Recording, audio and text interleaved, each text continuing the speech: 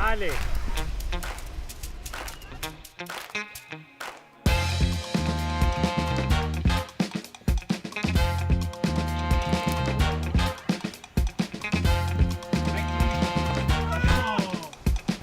Ora lo faccio.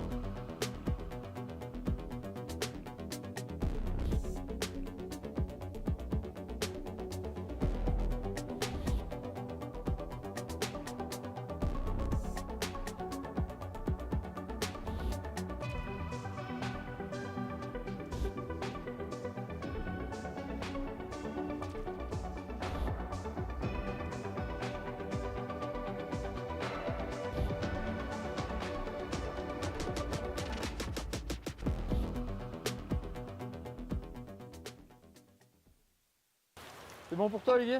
Ouais, c'est fait. Ok, mon nœud c'est bon. Allez.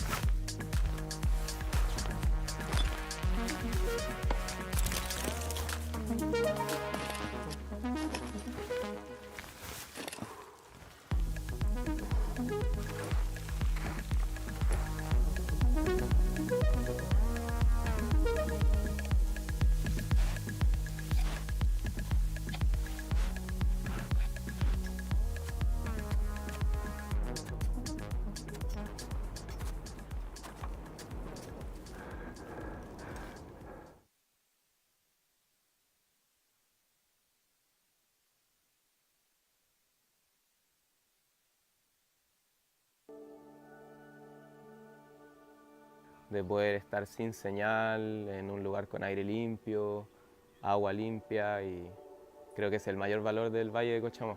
We realized that opening a route of this nature, this size, this remote is much more difficult than we had previously anticipated.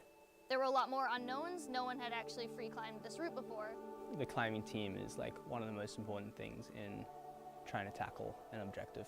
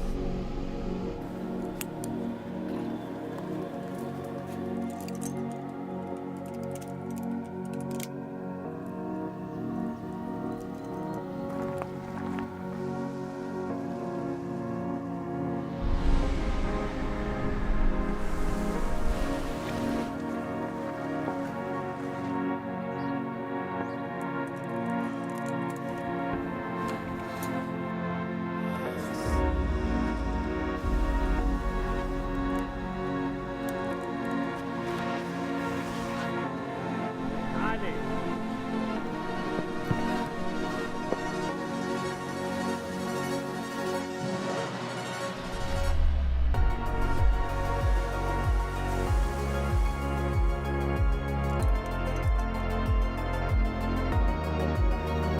Ora lo faccio, lo faccio, lo faccio.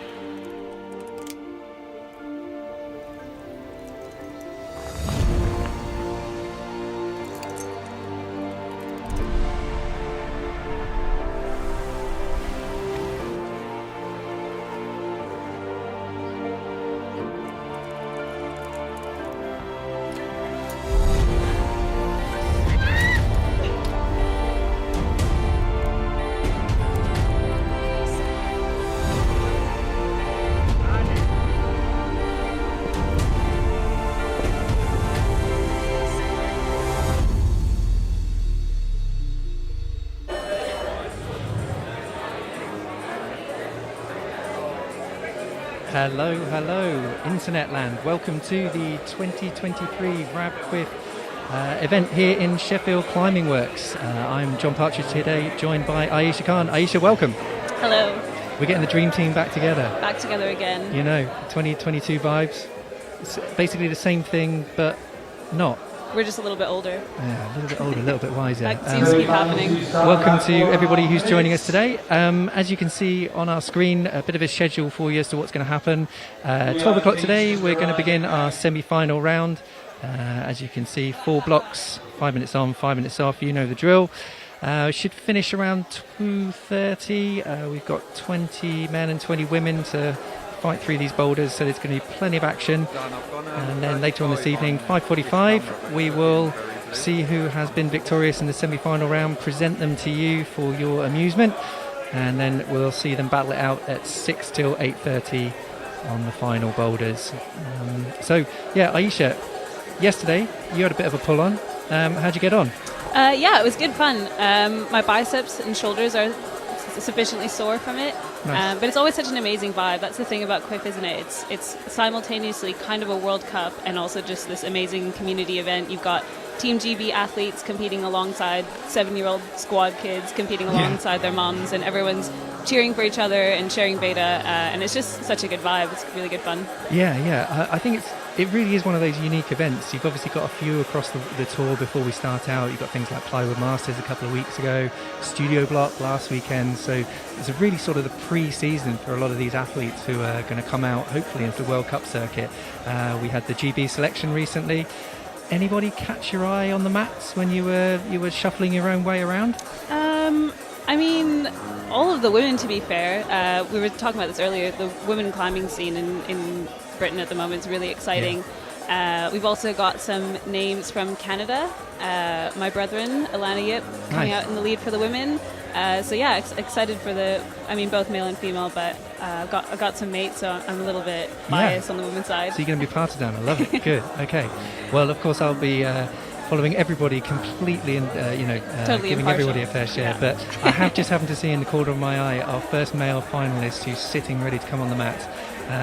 Big fan of this guy, Tommy Matthews. He's been on the GB scene for a long time, sort of in and out of the GB competition. But he's a really fun guy to watch, really emotional on the boulders, so hopefully he'll get us off to a good start. He's from Bristol, isn't he? He's a southerner like me. He's from our ends, yeah. And a bit of a Ninja Warrior buff as well, if I'm not mistaken. Yeah, he's one of those guys who's managed to transfer onto the TV screens. But yeah, he seems to be in pretty good form at the moment. So we'll see how he gets on. Coming out first in the semis, always a difficult position.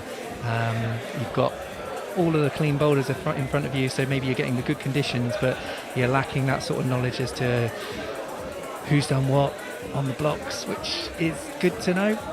Yeah, I think it's a good test of these guys' experience and ability. You know, competitors ideally want to be able to perform at their best, regardless of kind of the circumstances around them. But of course, yeah, it's going to take a bit of time to fully build the psyche and get everyone out. So. For sure, and the comp will build up speed today. As we know, when we start out, it's a little bit slow. We just got one climber on at a time, and gradually we'll cumulatively get more people onto the screen. So bear with us if you're joining us for this whole semi-final. It will pick up speed, and I'm just obviously talked about Tommy Matthews there, but we've also got Izzy Bridgens as well coming out first. She's sat there looking a bit cold right now. It's quite nice, balmy conditions up in Sheffield today. I've got 5 jackets with me, and I'm currently only wearing a fleece. So, I mean, it's not raining. It's not raining. That's a good tick. So that's a good tick. At least their shoes aren't wet when they come in. But those of you who know the climbing works here, basically the competitors come from isolation across the way in Unit E, and traditionally they walk across the car park, and in a lot of years they have to sort of run through the rain and dodge all of the conditions. But yeah, they're just strolling around. Tommy's got his guns out, biceps, they're ready to go. Just British things, getting soaked before you have to pull on the semi-final. We just like to talk about the weather. Yeah, the weather's key. If we've got nothing to moan about, we feel quite at sea. Where's my tea? Quite. What about that? So yeah, on your screens now, we're just getting a first look at M1 and F1. So the guys are going to come out to a T3 slab, and the women are going to come out onto a slightly overhanging prow, sort of into a groove. So we'll see how they get on. And we'll introduce you, to the first semi-finalist, Tommy Matthews and Izzy Bridgens. Let's see what you got. So for the men's here on the slab, we've got some shiny new X-Cult holds. Those are going to get a lot slippier as the competition goes on, so it'll be interesting to see how that affects their ability to stand with confidence on those slopey. I'm predicting several bits of shin and hair being left on those volumes as we progress. But we've got the classic sort of low 4-point start for Tommy to negotiate here, pulling on with getting his feet on the wall and then just tapping the top of that X-Cult block. And Izzy making a very quick start here, not hanging around. She's making short work of this first boulder. Let's see how she goes.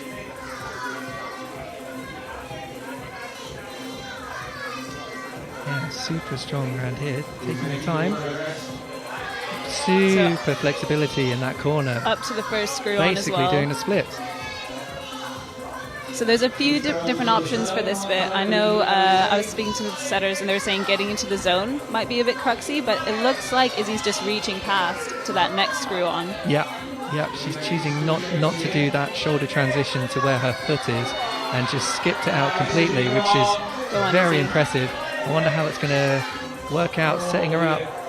Yeah, I think she skipped out that section, which maybe just didn't allow her to get the right position for the final move. So, doing less to do more, or more. Sometimes you've got to do more to do less. Yeah, I think it's always really interesting with these. If you first look at it and you don't know what the setters are thinking, I think it's obvious to just lay back that arete, but maybe the setters have done a good job of kind of forcing the sequence that they want and pushing them into that shouldery zone position. Yeah, so it's always a tricky game when you come out onto these boulders. She's had an amazing first attempt there, getting super high, staring down the barrel of that last hold, but not securing zone. So quite a risky strategy. But I guess on your first go, you can make a choice like that, and hopefully it won't come back to hurt you in the final results. Yeah, and although she did get up there pretty quick, that layback position and creating tension against your feet is really knackering. Yeah. So she'll have to be strategic about her attempts and her rest in between goes. Yeah. Meanwhile, we're not mentioning Tommy for a while. He's struggling with this first move. As we said, it's one of those absolutely horrendous pull-on slab positions that you just don't want to come out to first.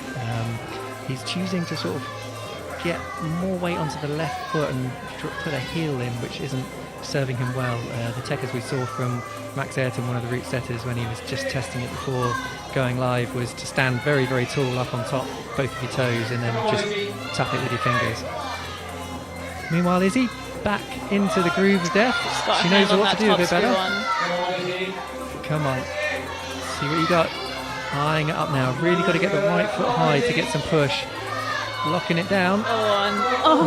Devastating. She looked so solid in that lock-off position. Yeah, that was a really good effort from her. As you could see, she really had to get around that volume, which was causing her a bit of trouble. I think if she had managed to get her right foot back sort of onto that black volume to the right-hand side, she might have been able to generate some sideways momentum and push up and grab the finish hold. But awesome effort from her, crushing the start of this boulder.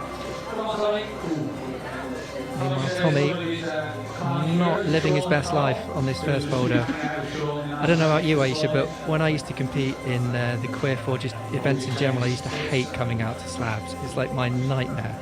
I mean, I just wanted to find some grips that I could pull on and feel a bit more comfortable, get a couple of moves in the bag. How about you? Yeah, when you've got those comp jitters, it's pretty hard to get them out of your system on a slab. You want some big thuggy pulling to really get everything aligned, and it's hard to do that on a bouncy slab. But he seems to be making good progress now. Yeah. Let's see if he can give it the old 1-2. The old gangster lean. Yeah. Both climbers on. And now Tommy's just got to go really, really. Yeah, that's it. You've got to go confidently with this move, and really, you can't see too well, but the hold's quite unusual. It's sort of like a little flange kind of thing that you've got to push up into, squeeze, do something with, but yeah, it's definitely not an edge. Yeah, it's one of those where you need to, even after you got your hand on the hold, really maintain tension with your feet to be able to stay on and then match it. Yeah, but 20 seconds left. I think they're both going to call it a day there. Zone secured for both of them, maybe. I'm not sure if Izzy actually went outright. I was too busy watching Tommy for a second, but we'll get some scores on the screen once we get a few more people going.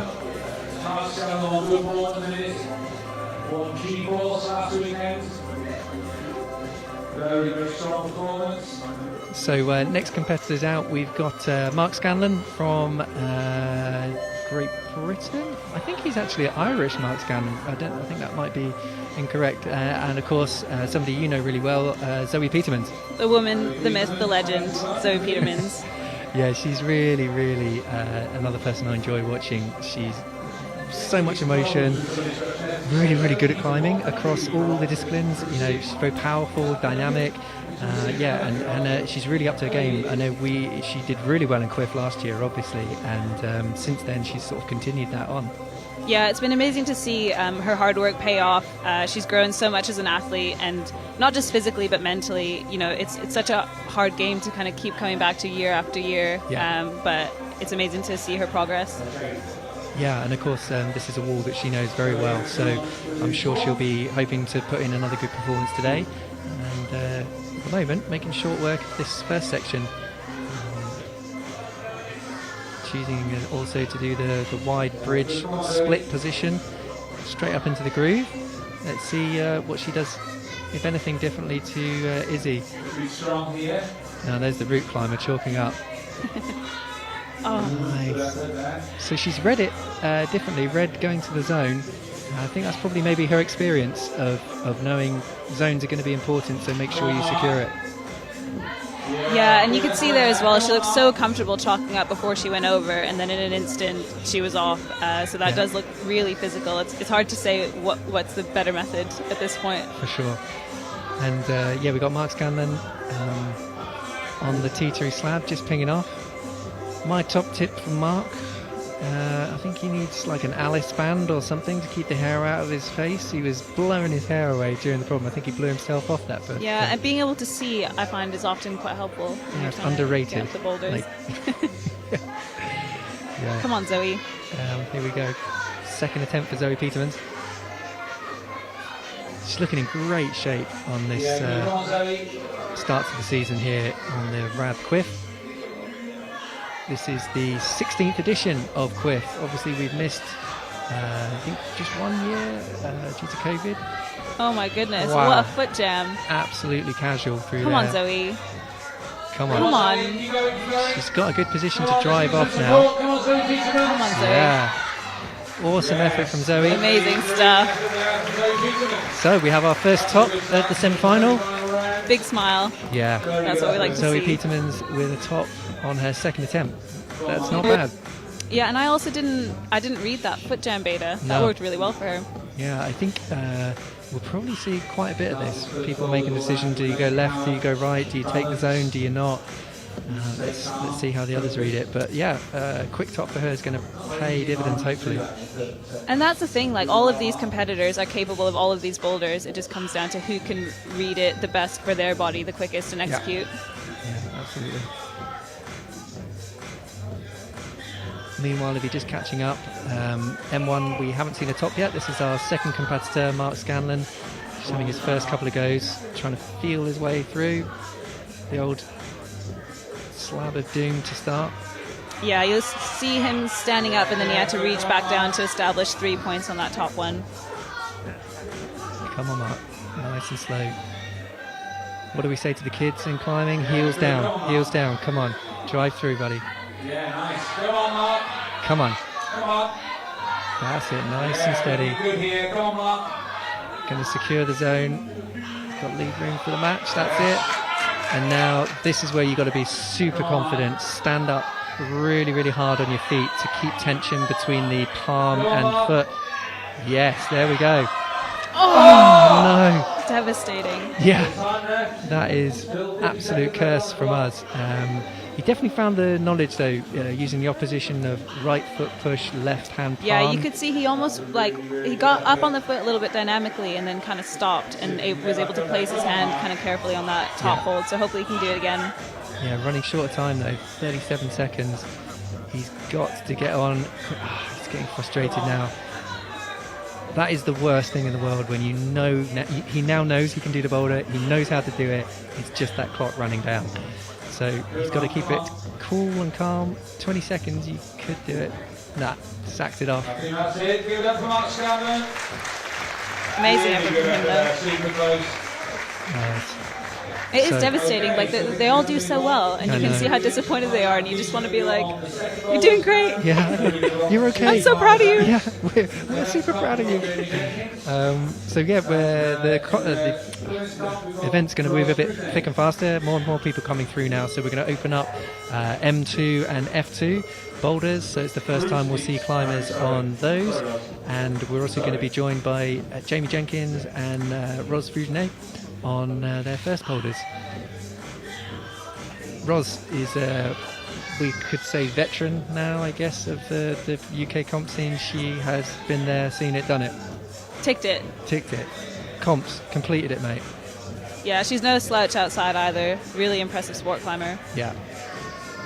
It's so good to see a lot of people who maybe aren't doing the same volume of comps that they have done in previous years still coming back, still wanting to get stuck into the CWIF. And just looking down the start list, you know, we've had a lot of people announce retirements recently in the men's field, and it's so good to see a couple of those names like Alex Waterhouse, Nathan Phillips to come out later. They're all still giving this event the respect it deserves. Starting off on the front. So Yeah. if you've not been to the CWIF or the Climbing Works in general, the competition wall is sort of a big L shape, and we're starting on the left hand side of it, as you can see on your screen, and the competition today is going to go left to right and finish over on some teetery slabs. Tommy Matthews absolutely smashing his second boulder so far, finding the trickery. He's got to get this sort of opposition now for the final move. He's got to get the toe hook in, and he has. Oh no, just falling short.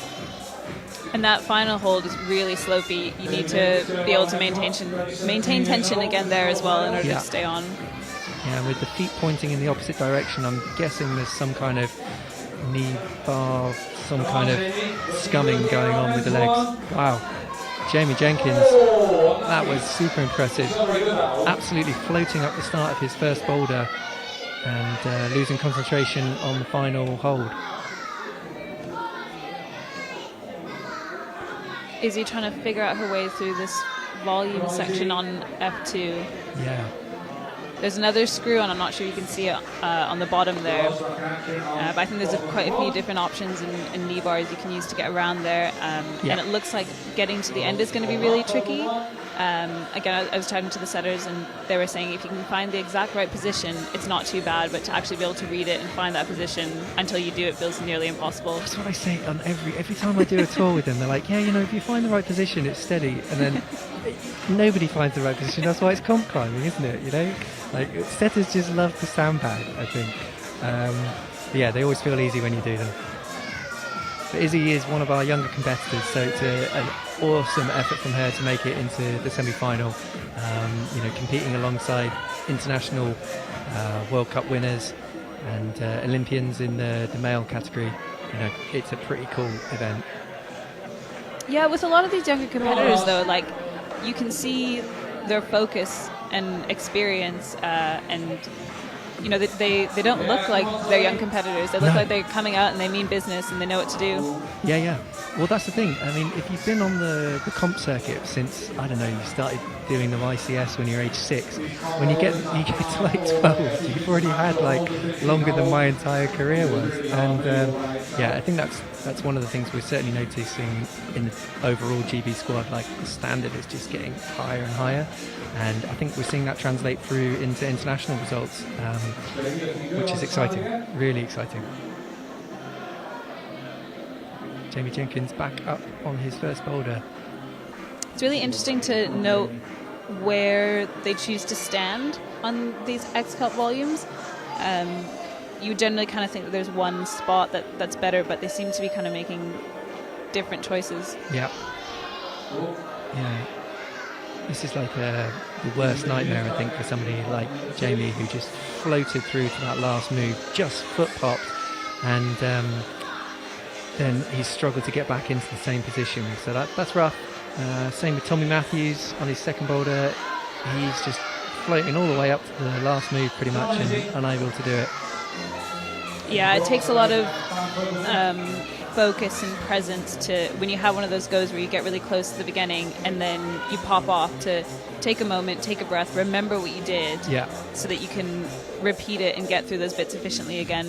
Yeah, and in about 20 seconds we're going to see the absolute master of that, one of the OGs of international comp climbing, Sean McCall, is about to come out to his first boulder. Got a lot of time for Sean. He obviously won't remember, but I used to do a few comps when he was around, and yeah, he is the absolute legend of the game, and it's so great to see him back. He's obviously coming off the back of a really significant shoulder injury, having surgery, and it's so good to see him back on the mats here at CWIF. And let's see if he gets on this first boulder. Yeah, absolutely. I mean, you talk about veterans. I mean, Sean was podiuming at World Cups when I was like 13 or 14 or something like that, and he was coaching me. And he's still going. I know, it's amazing. Yeah. But yeah, we're just excited to see him back competing. Obviously, he was an Olympian, featuring at the Tokyo Olympics when climbing had its debut, and yeah, I'm really psyched. I think I said that. Yeah, I'm excited to see him back competing. And we've got Emma Futcher joining us on Women's One as well. So she's representing, traditionally from the south, but I think she's moved up north for uni. So again, another person who'll be familiar with the climbing works and all the walls. So let's see how she gets on.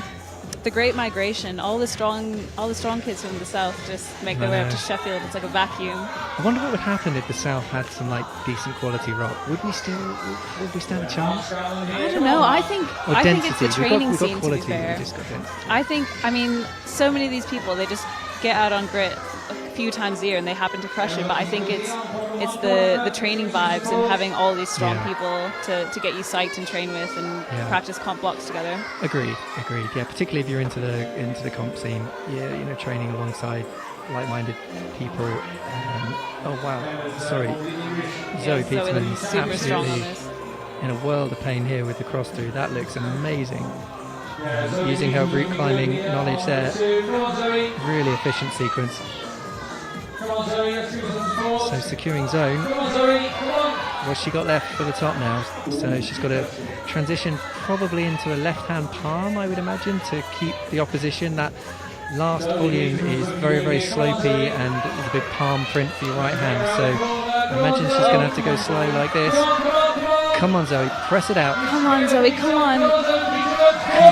Oh no.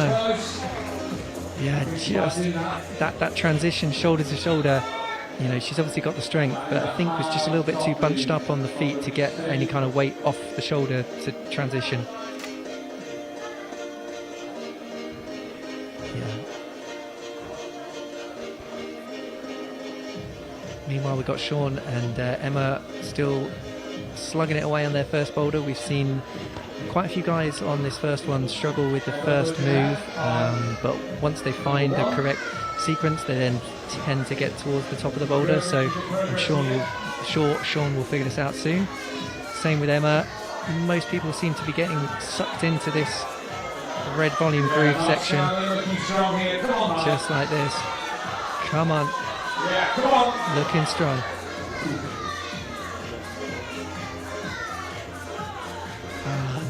Just falling short. Sean's back on now. Needs to figure out the feet on this boulder. Reading it slightly wrong with the palm rather than the match right foot plant, which everyone else seems to have done. Let's see if he uses his SAS training and improvises, adapts and overcome. I don't know, maybe. Also, just to clarify, it looks like Sean McCall's got an Irish flag beside him there. He's ours, he's Canadian. He's obviously won't let anyone else take claim to him. Yeah, I think that Irish flag is from Mark Scanlon, who is on M2 currently. So we'll fix that up shortly, but yeah, we all know. Zoe Peterman's on another long attempt here. Absolutely smashing this initial section. She just needs to keep it together for the last move. Really, really powerful trouble is, all the weight is over to the left-hand side, and you can see how hard it is for her to press across onto that shoulder. But we got it. Oh, just falling short. Obviously, for those of you who are at home, there's a big crowd here inside the Climbing Works for this semi-final round. We've got co-owner of the Climbing Works, Percy Bishton, former chief Big Dog IFSC route setter, setting for the Olympics, chief for the Olympics, on the microphone, keeping the crowd entertained here. And you're stuck with us at home.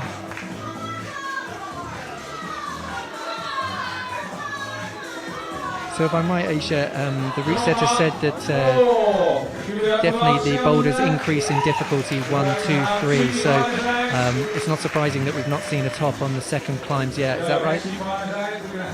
Yeah, I think it's hard to say. I think the route setter was saying that women's 3 is the most difficult, but of course as you get more tired through the round, you might have one later on that's a bit easier, but you're knackered and struggling to maintain focus, so different problems might suit different people. Yeah, for sure. So yeah, we're spreading out a bit now. We've got 4 split screen for you, and you will see Tommy Matthews on to his third boulder with Izzy Bridgens, and joining the competition we've got Dylan and Connie. Dylan had a really good event at the Plywood Masters 2 weeks ago, making the final there. Put on a good show, and see how he gets on today. Only 14 years old, is in Sheffield. Second to the British Junior World Championships. Local climber was here. So it's the first time we're seeing climbers on the third boulder. Izzy Bridgens making really good progress through this very powerful start section on toe hooks. She's stood up tall, which is a great effort from her. We were told that this is one of the harder boulders for the women, so she's doing really, really well. She's not powered out at all from her first 2 boulders, which is great. Wow! Just falling short on that top hold. That was an awesome effort from her. Let's see if now she can regroup. Third boulder, so she's got to be conservative with the efforts on something that powerful. Yeah, for the women, all 3 of these first blocks, it might not be the steepest angle, but the way the volumes are positioned, they do climb quite steep, so their shoulders are going to be aching. Yeah. Meanwhile, Roz, no slouch when it comes to knee bars. She's familiar, really, really strong route climber, as we say, so I'm sure she'll find the right position there just to take a bit of weight off and maul her way through the top of that boulder on the F2. And Jamie Jenkins on his second boulder, crimping down. So far we have seen tops on M1 and F1 so far. So still plenty of distance to go in this competition. Obviously we're with the lowest qualifiers from yesterday's qualification round going through to the top qualifiers. So we're going to be seeing people like Genja Kazbekova, Alana Yip in the women's category, and Hamish MacArthur, Toby Roberts, Jim Pope, big hitters coming out in the men's later on.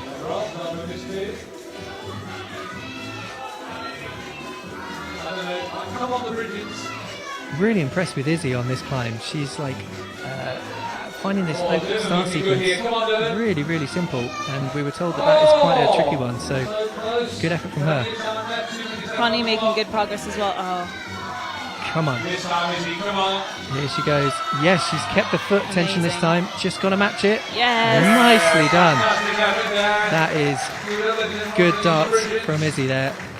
So that's the first competitor on F3 and the first top. So yeah, that foot tension she maintained is really impressive there. It can be obvious to see when someone can be really powerful and pull through their shoulders, but their ability to keep their core tight and push through their feet is sometimes just as important, and that's what really saved her there. Yeah, absolutely, absolutely. And she's still got, she did that with 1:45 to go on the clock, so she's going to have some extra recovery time, which with only one more boulder to go could stand her in good stead, for the rest of the competition. Connie setting off again here on F1. Yeah. Tommy Matthews not living his best life, but Jamie Jenkins smashing that second boulder. Really, really impressive from him. Smashing up with the right hand shoulder into that slopey finish that you talked about earlier. So that's the first top we've seen on that. And Dylan, again, got to keep tension. No way. I don't think the judges are going to give that. I certainly wouldn't if it was me. We're not sure. No, they say no. Das ist nicht so gut. And Dylan is back on.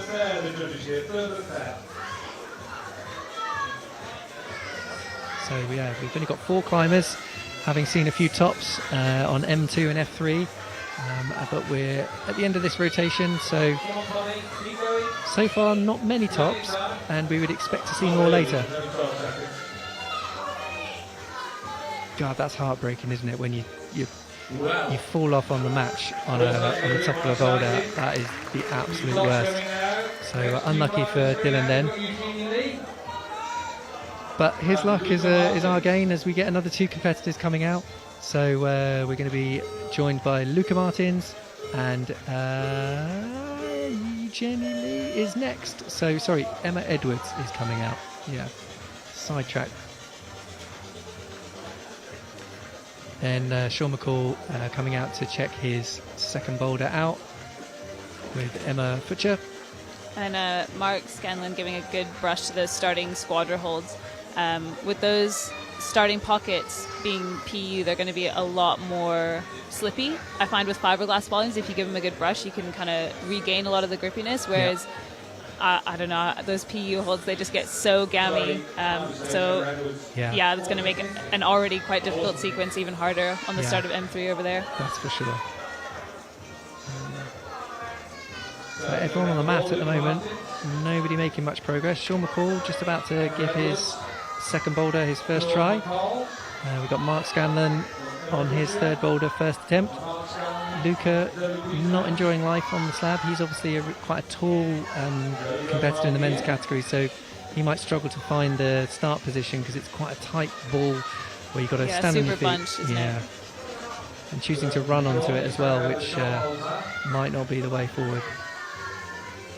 Zoe making her way up F3. Yeah.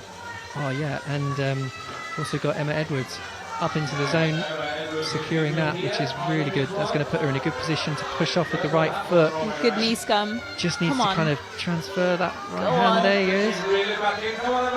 Nice. And Zoe Peterman's absolutely casual as you like, smashing through the steepest section of the wall there. Tick tick, baby. Yeah. She's absolute cash town. So we've seen 2 tops from Zoe, am I right? Yeah. Just in top F1. We will get some scores up on the screen as soon as we can, but we'll try and keep our calculations going for you at home. But at the end of the day, they just need to get to the top, don't they? And at the end, we'll find out who wins. That's basically how it works. Luca's up and off.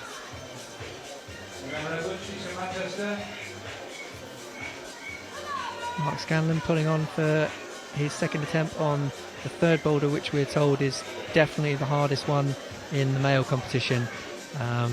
There's a really sort of awkward pull on to a slopey pocket kind of thing. Then you've got to deploy a toe hook to take some tension to allow your left hand off to an intermediate sloper, and then give it the classic sort of jump double to a fairly average slopey macro to the left. I think I'd say less than average. A lot of the times with these comp blocks, when they do the moves and it lines up well, they make it look effortless. Yeah. So it can be hard to tell the actual difficulty. And a lot of us watching at home, we might not spend that much time on comp blocks like these. So when they do them, they make them look easy, but the holds are terrible. The moves are tensiony. The caliber of these climbers is so impressive. For sure. It's all about those low percentage movements, isn't it? The resetters are so smart here. The competition wall here at the Climbing Works is really good for a variety of angles. So you've got a real mixture of everything from slab, overhanging proud, general burly overhangs, cave.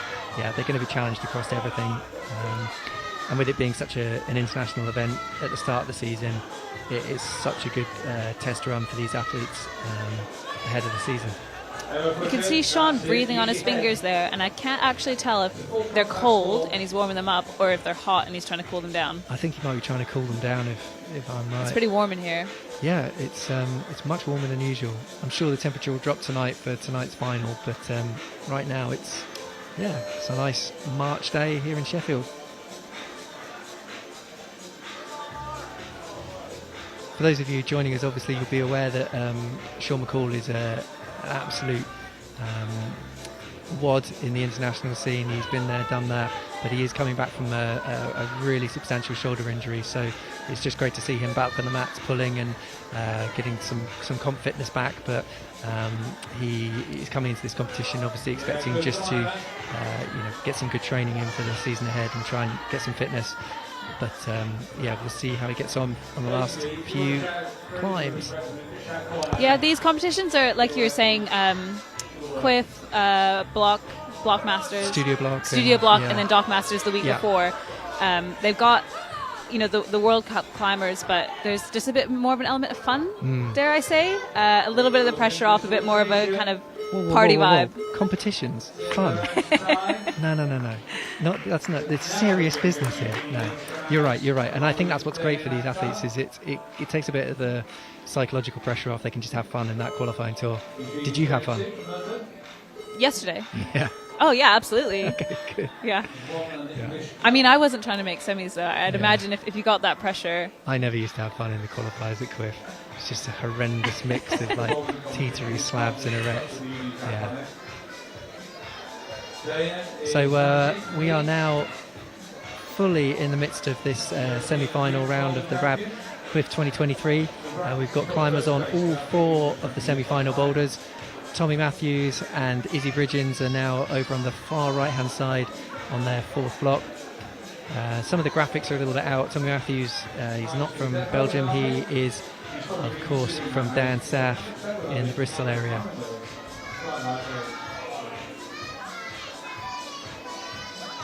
Izzy's setting off on women's 4. It is a vertical wall, but because the volumes is it high profile when they stick out a lot? Yes. Yeah. Because they're high profile, it kind of pushes you out, and despite the fact that the wall is vertical, it actually climbs a lot steeper than it might look. Yeah, absolutely. And Tommy Matthews there made short work of the start of that 4th boulder, getting out to this. Making the jump to the really slopey pinch hold. Now the top of that hold's really, really slopey, but equally on the underside is completely polished dual text, so you're trying to squeeze and clamp this macro, where the thumb is completely polished, so it was a good effort from him. It's so mean. I know. I love that about competitive climbing now. They're like, everyone's just too good, so we just have to make everything slippy. At some point in a few years, like future 10 years, everything's just going to be slippery. When will the dual text stop? It's madness. Yeah. But new competitors joining, Eugenie Lee, fresh off the Plywood Masters a couple of weekends ago, and also joined by Diane Akhtar, who again made finals in the Plywood Masters. Spilling his chalk everywhere. Absolute rookie mistake. You got to keep that in the bag, my dude. Tommy's setting up for the jump again. Being a climbing wall owner now, wherever I see chalk on the crash mat, it just makes my heart sink. I'm that guy who has to vacuum that up. That's not. That was one of my favourite jobs, hoovering the mats. It's so satisfying. Let's talk dust extraction. Forget the comp. Let's talk dust extraction. I just have one question. Go. Why is Henry the Hoover such an institution here? They're terrible. They're terrible hoovers. They're terrible hoovers, but every wall I've ever worked in here has them. Well, we started off with Henry the Hoover, but we've actually upgraded now. We have Catherine. Catherine Parr. She was the Hoover to survive Henry, as in Henry VIII. That's some niche trivia from my good friend Joe Partridge. Meanwhile, back in the competition, where we've sidebarred on dust extraction, we're not seeing any tops, but we are seeing progress from the competitors. We've got Dylan making good progress on M2. Tommy Matthews again sticking the dyno on 4. Come on, Dylan. Come on, Dylan. Here we go. Come on, Dylan. Oh, no. Good. So the thing that makes that second boulder really tricky for the final move is the right foot that you're driving off is essentially just a side pull, so you can't get any top-down push from it. So you're trying to generate from off the shoulders on your arms and sort of an outside right foot, generating up to then hit a really slopey right-hand finish hold. Whoa, So, Jenny demonstrating some incredible shoulder strength here. I don't know how she's going to get out of that position. yeah, with difficulty by the looks of it. That's some knowledge that we've seen from anyone else. But I guess she is one of the taller female competitors, so always good to experiment. Let's see if she can do it. Thing I enjoyed about M4 right there, Tommy Matthews, just taking the time to hit that jump on the beat of the music, which was really pleasing. Very considerate. You know, it's the little things. Ah, Diane just slipping off on that first boulder again. So we've only got 40 seconds left. We're going to see Dylan turning in on second boulder, but everyone else still trying away. Oh no, Tommy, come on, this time. Campusing up on M4 and sticking the crimp, but just not getting up onto the shoulders to keep tension. Claudia getting the zone here on F2. Oh, Nice. Jenny sacking it off, getting the fleece on. Diane frustrated. But we're going to be joined by two new athletes. We've got Jack McDougall and, of course, a big family name here, Kazbekova, and it's the younger sister, Raphael.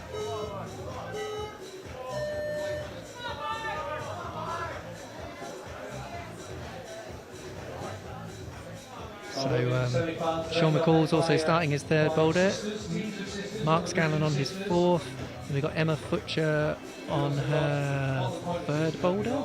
Yeah. and Zoe brushing out that vert block at the back there. Yeah. We're not seeing anybody top the fourth boulders yet, or M3. No, Izu is really struggling to get established to head out to the zone. Yeah, meanwhile, Luca using his height on this. He's absolutely smashing this second boulder. Oh, no. Just lost focus on that final move. Mark Scanlon crushing the fourth one, doing the dyno, but just falling off. Again, I know you were a big fan of this last year. When will the blocking end? Like, blocking holds? Well, yeah, we're seeing Not that anytime on soon. Yeah, clearly. As that fourth boulder, you sort of hit that dyno, and then you've got to campus up to a blocked edge on basically a 45-degree overhanging wall. So, yeah, tricky. Jack McDougall looking pretty comfy at the moment, dare I say? Yeah, he got up super quick on that. And same with Raphael on her first boulder. Jack Making short work of this. Sorry, go ahead. I was going to say, Jack McDougall trains with Precision at City Block in Leeds, and they definitely spend their time on slabs. Yeah. It's showing here. And that was an absolutely casual slab from him. No trouble there. He absolutely crushed that. Again, one of the taller competitors, so it goes to show that it's not just one size fits all here. You get on, keep it together. That was a really impressive attempt from him. I think that's one of the most amazing things about competition climbing is, like, a lot of the competitors are quite short, which you wouldn't necessarily expect. But yeah, a huge range, and it's all about just making it work with what you got. Yeah. Absolutely.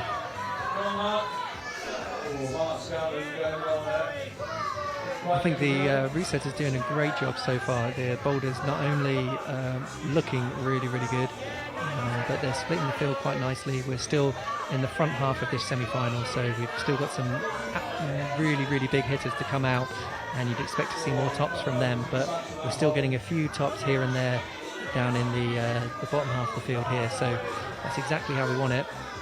And Luca, again, coming back up, staring down the barrel of this last move. There he goes. Got to keep tension. Oh my gosh, come on. There he goes. Oh my Very days. impressive. Yeah. He's looking very, very strong at the moment. Flipping heck. Yeah. That was some shoulder strength there. Yeah. I don't know what they're feeding these kids, but... I want some. Yeah.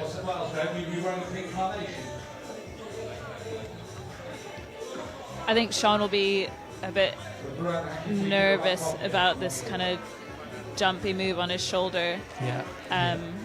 It is a shame he wasn't able to capitalize more on the slab, because I think the more physical ones are going to be a bit more stressful on the shoulder. Yeah. But he's also one of the shorter male competitors as well, so you can see there he's really spanned out, but knows what to do, just struggling to execute at the moment. I think we've got Emma just still slugging away on this F3. Again, which just makes it even more impressive that Izzy Bridgens came out early doors and smashed that boulder, which we were told was one of the harder ones. So, fair play. Mark Scanlon is the first guy to stick the block crimp, and he's up. He's got to keep it together. He's got a minute to go. So he's doing really, really well. This last move is tricky though. Going to be getting gassed out. Yeah. And you can see on the finish of that climb there, the screw-on's right at the top of that finish block, so they've got quite a ways to go. Yeah. And Zoe Petermans is now got established on this fourth slab on the bottom right-hand corner of your screen. There's quite a bit of tinkering of this boulder before the round from the route setters, moving a few of the volumes around, just playing with the difficulty a bit. So hopefully they've not overcooked it, but at the moment we have not seen a top on this boulder. Yeah, it can be so tricky, especially with slabs like this. The difference between super easy and consistent and then just like damn near impossible is so delicate. So it's a difficult thing to do for the route setters. It is the toughest gig in the world. I'd much rather talk for a prolonged period of time about climbing than have to be a route setter, because it is a thankless task at times. When it goes well, it's amazing. So yeah, you can hear in the background Percy Bishton just announcing the first of our Japanese competitors to come out. We've got Sota Amagasa joining us, and British contingent continues with Gwyneth Utley onto her first climb. So yeah, let's see what Sota's got. Gwyneth utterly crushing the boulders. Yes, that's what I'm talking about. Ah, the puns are in. I can't wait. They just give us free reign. I still can't believe we get to... There's nobody here, there's no editing. We could literally say anything we want right now. Avocado. There you go. Just say random words. Yeah, look at that. Straight up from Soto on his first boulder. Rocking the unparalleled flagships. You can see as well on these X-cut holds where the logo's placed. It kind of seems to be exactly where they want to stand, and obviously the logo's going to be super slick and shiny, but didn't in really my seem to cause humble much opinion, issue. on that right foot X-Cult volume, the best bit actually is further away from the wall. Yeah, like, you can get your chest more exactly, in. Yeah, and you can get more through it, but you're further away from the hole, so it's really, catch-22 kind of decision. Yeah, it can be hard though to commit to that. You kind of, I think sometimes, Meanwhile, Diane with the smash and grab on M2, and Gwyneth Utley destroying her first climb. So enough of the foothold nuance. Let's just watch people smash boulders. Yeah. There's a lot to watch, so apologies if we are missing a few bits. A few people watching at home, we'll try and cover everybody, but with 8 climbers on the wall it is difficult. I'm loving M4. That Hollywood jump move is what the people want to see, right? Nice. Tell me you're climbing a board without telling me you're climbing a board. Oof. Claudia making her way through this one. Yeah. It's really impressive. We've seen our youngest competitors really doing well on the final climbs. Wow. Yeah, it's amazing that Fearless. that F3 is so powerful, and you kind of might think, it's maybe where we see them struggling. Yeah. But all these athletes are just so incredibly strong. Often the more basic ones that might be more powerful, they're kind of it's almost a bit of a relief for them, because sure. they're like, I know what to do. I just have to pull hard, and Yeah. I'm strong as heck, so that's easy. Yeah, I mean that's part of the evolution of the comp scene. It's been amazing. You know, back when I was starting out in 2008, it was just a line of ratty crimps, and it was basically who could hold the smallest holds. But now, And that's just not enough of a challenge anymore. No, it's so hard to split this field. So you need really low percentage climbs, whether that be slab or multi-coordination moves, dynos. Yeah, it's really cool to see how the range of skills needed to be a competitive climber now is just so diverse. Yeah, I think, you know, maybe a few years ago, a few years ago, you'd be ahead of the game if you were good at slabs, and now you kind of get left behind if that's not part of your arsenal.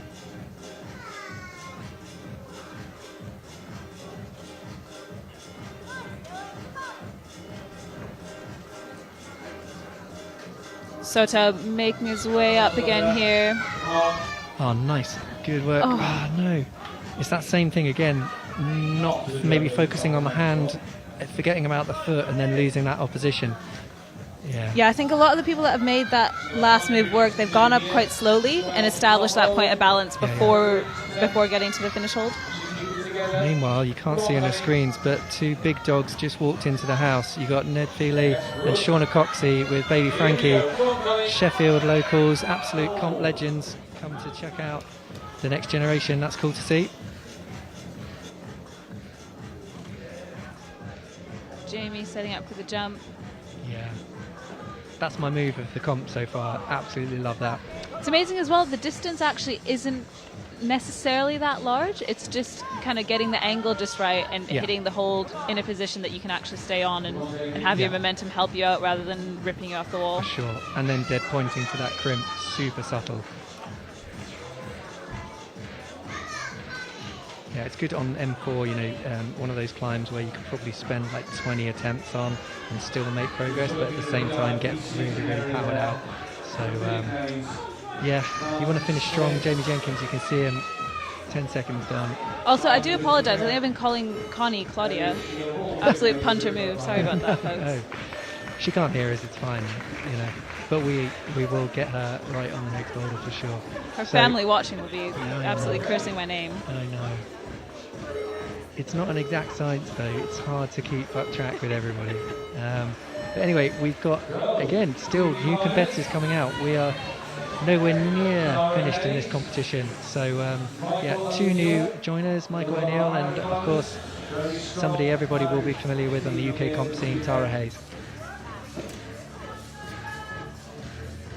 We got Sam Whitaker, co-owner of the Climbing Works here, absolutely smashing out the playlist. Some dirty beats for all of the competitors. It's always banging tunes at the works. Yeah, beats, bleeps and 442. That's apparently what it's all about. So yeah, Michael O'Neill is joining us from Ireland. Come over for this event. Good effort from him making the semi-finals. Tara Hayes getting the guns out, smashing through her first climb, making short work of that, getting stuck into the high heel toe cam. Come on, Tara. Jack McDougall as well, looking in really good form today. He's looking very, very strong.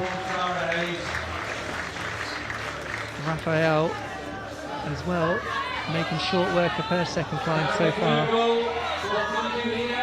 Yeah, Jack crushing it on the shoulders, got to keep tension, casual as you like. So, if my supercomputer is right, that's Jack with 2 tops so far, so that puts him definitely towards the top, if not the top of the men's competition so far. Sean McCall over on the right, sticking the jump, but maybe just lacking the cutting edge that you would expect, but he's still on the way back, and I'm just psyched to see him competing injury-free. Yeah, Luca as well on his third boulder is not enjoying life. This is definitely the hardest climb on the men's tour. But yeah, with Tara topping her first boulder in the women's competition, we're all left with eyes on Raphael and Emma Edwards on her third climb. And over on her final climb, bottom right hand corner of your screen, Emma Butcher. Tara ended up utilizing that foot above the head foot jam as well, which seems to be the wave. Yeah, that sort of heel toe cam kind of thing, but again, sort of takes you away from that zone hold, so it's high risk, but high reward if you get it right. Yeah, Michael O'Neill not enjoying the start position here. He's starting sort of the completely other side than everybody else. This is one of these things I think that happens as you get through the round, where more chalk is on the blocks now, and that can distract you from sequences, maybe suck you into thinking a climb goes a particular way. That's the pros and cons of coming out later in the round. That was smooth work also from Emma Edwards. I believe that's 2 tops she has in the competition now, so she's doing well, putting herself in with a good shot, see if she can do her final boulder and finish strong. Emma Butcher needs a top, I think, to stand a chance of progressing into tonight's final, but she's not enjoying life on the final boulder. Sean up to the crimp. There it is. Hopefully you can make Boom. it count. So good without his feet on Sean McCall, and obviously with his route endurance, still probably got some in the tank for this final move. Come on. Oh. So tricky, that last move. We've not seen anybody top M4 yet or M3, but we have seen tops on M1 and M2, and in the women's category we've seen tops on 1, 2, 3, but not on 4. So yeah, we'll try and keep you as up to date as we can.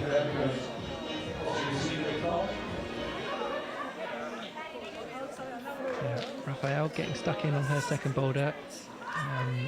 The competitors we've seen have most success on this have deployed the very high right foot like this, almost in the splits, just to take a bit of weight off the arm, because there are no good handholds on that transfer until you get across onto the right hand side of the big grey EP volume. Yeah, the way she was making her way through F2 there looked really physical, and I don't think you can afford to waste any energy with that finish move ahead of you. No. But yeah, here goes Sean on the buzzer on his final boulder, wants to put on a good show for everyone. Come on, Fair play, Sean. Sean, come on. See if you can get the top. Ali, Sean. Oh, no. 10 seconds left. Hands up to the crowd in his signature appreciation. We will try and track him down later on for a conversation. Maybe we'll try and get him on the commentary later. If we're lucky. Possibly. We'll see. If we play our cards right. Yeah. We can sit him in between us, and then we can both just like sponge off his awesomeness. Yeah. So another rotation, another new set of athletes. We have got Louise Flockhart in the women's competition and Sam Butterworth in the men's. You'll notice as well, a lot of the male as well as female competitors have had to cut the seam off the sleeves of their tops. Were you saying gun show? They're basically just too ripped. I have that same problem, but I have to cut mine at the bottom belly. where my gut sits. Yeah. Yeah, Sam is absolutely shredded. Hopefully he can figure this slab out. He also trains with precision up in Leeds, so slabs won't be unfamiliar territory to him. Absolutely. And we've got Sota back on his second climb, representing for Japan here. Just slipping off that sort of middle transition section off the poor right foot that we talked about earlier. Gwyneth's looking really strong over there on F2. Yeah, she's so casual on the steep. It's really, really impressive. Eugenie Lee as well, making good progress on her third climb. She's been working really hard on her power game this pre-season, and it shows. She's looking really, really strong at the moment. Diane Akhtar on his third climb, struggling with this starting position, and Dylan. Louise has got one hand on the finish and a top. Yeah, Louise Flockhart coming out strong. She's coming in hot. Come on, Sam. Go slow, my dude. Whoa, no. Choosing to go quick. I think maybe his pecs are just too big that he can't get in too close to the wall. That's the trouble. Hard life. Yeah. hard life. Dylan struggling to get the pull on here on the final boulder. We've seen most competitors get success facing out straight from the start, but he's up and going for the jump. Oosh! Into the slopey pinch, which is not a jug at all. It's got very, very dual-tech slippy thumb catches on the back of it. Connie as well, just trying to figure out how to get established on the start of this vert slab over here. I think it'll be one potentially where being a bit shorter might not help. Yeah. So one of the tweaks the route setters made on this fourth boulder, for the women, was to move the one she's got her right hand on and the one up slightly further left, by maybe about 2 inches further left. So yeah, that's made, by the looks of it, a bit of a change to potentially how the difficulty.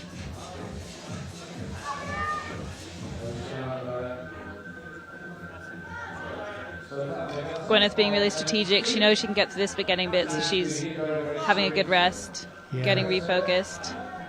Diane on his third boulder here has just been called off for a full start. So Sota, yeah, so strong for Sota on his second climb there, figuring out the final move. Good effort from him. Sam Butterworth finding some kind of sequence through the first boulder. Oh, nice. Come on, Eugenie. On her final go, pretty much. Come on. Match it up. Yes. Nicely done. We've got a really good vantage position here, and we can see right across the competition wall, and that one that Eugenie just finished is the steepest part of the wall, pretty much. And we can really see her fighting with the tension through the feet.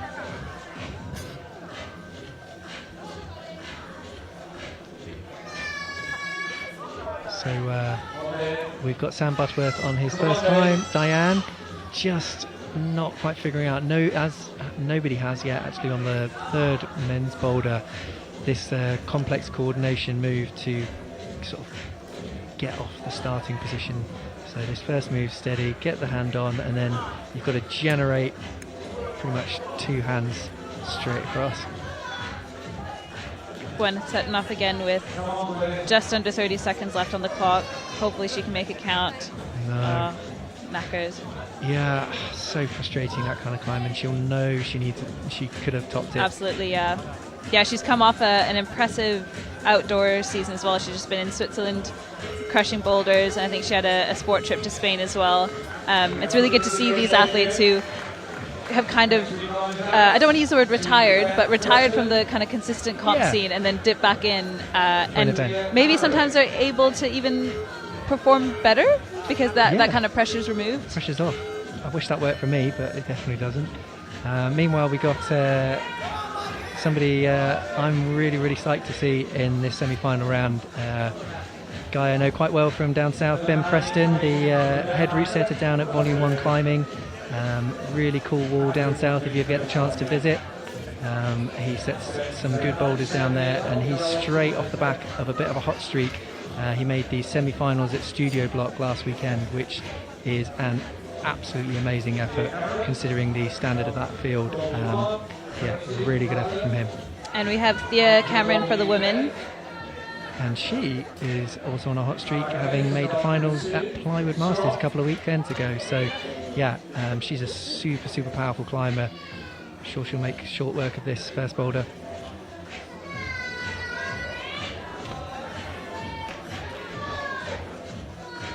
So yeah, we've got climbers on all four climbs. Plenty to keep you occupied. Jack is so far topped 2 of his boulders, and he's on his third climb. Oh, and he's so nearly sticking that jump. Yeah, just going to say the first person to really look like they might actually top that third climb. So fingers crossed for him. Raphael making short work of her third boulder, as well through the steep section here. She's got to keep it together. Got great route endurance. Oh, but just not getting the tension. Yeah, I think it's a lot easier if you go from the zone out right hand to that axis fiberglass hold first and then come in left, but it's really tempting to just, once you're on that zone hold, you can just kind of stay static and reach left hand up, and it kind of sucks you in. But I think to get more progress on the boulder, it does pay off to go out right first and then come in left hand. For sure. I'm keen to see how Jack gets on this, because yes, come on. that is the first person we've seen get anywhere on this boulder. So he just ignored the intermediate and smashed straight through. Come on, Jack. Hopefully we're going to see a top, and if we do, that's the first person with 3 tops in this competition. But a long way to go on some dodgy grips up there. He's got to try really hard. Oosh. That is a meaty finish to that boulder. Thea looking good. Come on, get it matched. Nice, Thea. Yeah, that's a good top for her. A lot of action now. One thing I love about the Climbing Works competitions is obviously you've got a really knowledgeable local crowd who know so much. They know when to cheer, and it just makes the event so much better. Absolutely. Even in the qualifiers yesterday, you know, just the kind of quote-unquote hobbyists are absolutely crushing it. Yeah. You know, the easiest block in the qualifiers was certainly not a jug ladder. There was no jug ladder to be found. Yeah. I was looking all day, couldn't find Fair it. play, Raphael. We've missed you. I'm so sorry for a top there on your 3rd climb. Awesome effort from her. Ben Preston as well, making great progress on his 1st climb. Needs to keep it together now, secure the zone at least. Yeah, nice, Ben. That's it. Super tenuous position he's in Make there. progress. Come on, Ben. Drive strong through the feet. He's really coming on in his comp climbing skills. He's really, really rounded. But again, another one just losing tension between foot and hand. Tara getting the zone there, but not quite moving through that volume section efficiently enough to have the beans to finish it off. It seems to be make or break if you can kind of find a energy saving way to get through it. And Luca on his 4th boulder on the right hand side, just dry firing off the blocked crimp. Really unlucky there. Not many people have stuck that move and got a foot up, so fair play to him. He's got a top in the competition already, so if he can get another one, that would put him in with a good shot.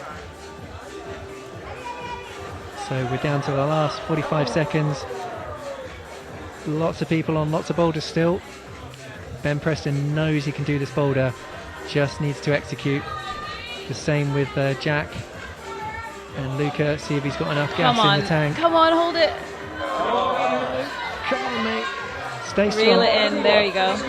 Wow. Come on, Ben. Jack sticking We're with down. him again. 15 seconds. Come on, Jack. Keep it together, buddy. Yes. Oh, no. Just not enough. For those of you at home not familiar with those grips, they're a new company based in Sheffield. The brand with no brand name. Love it. Maybe they should just call it No Brand.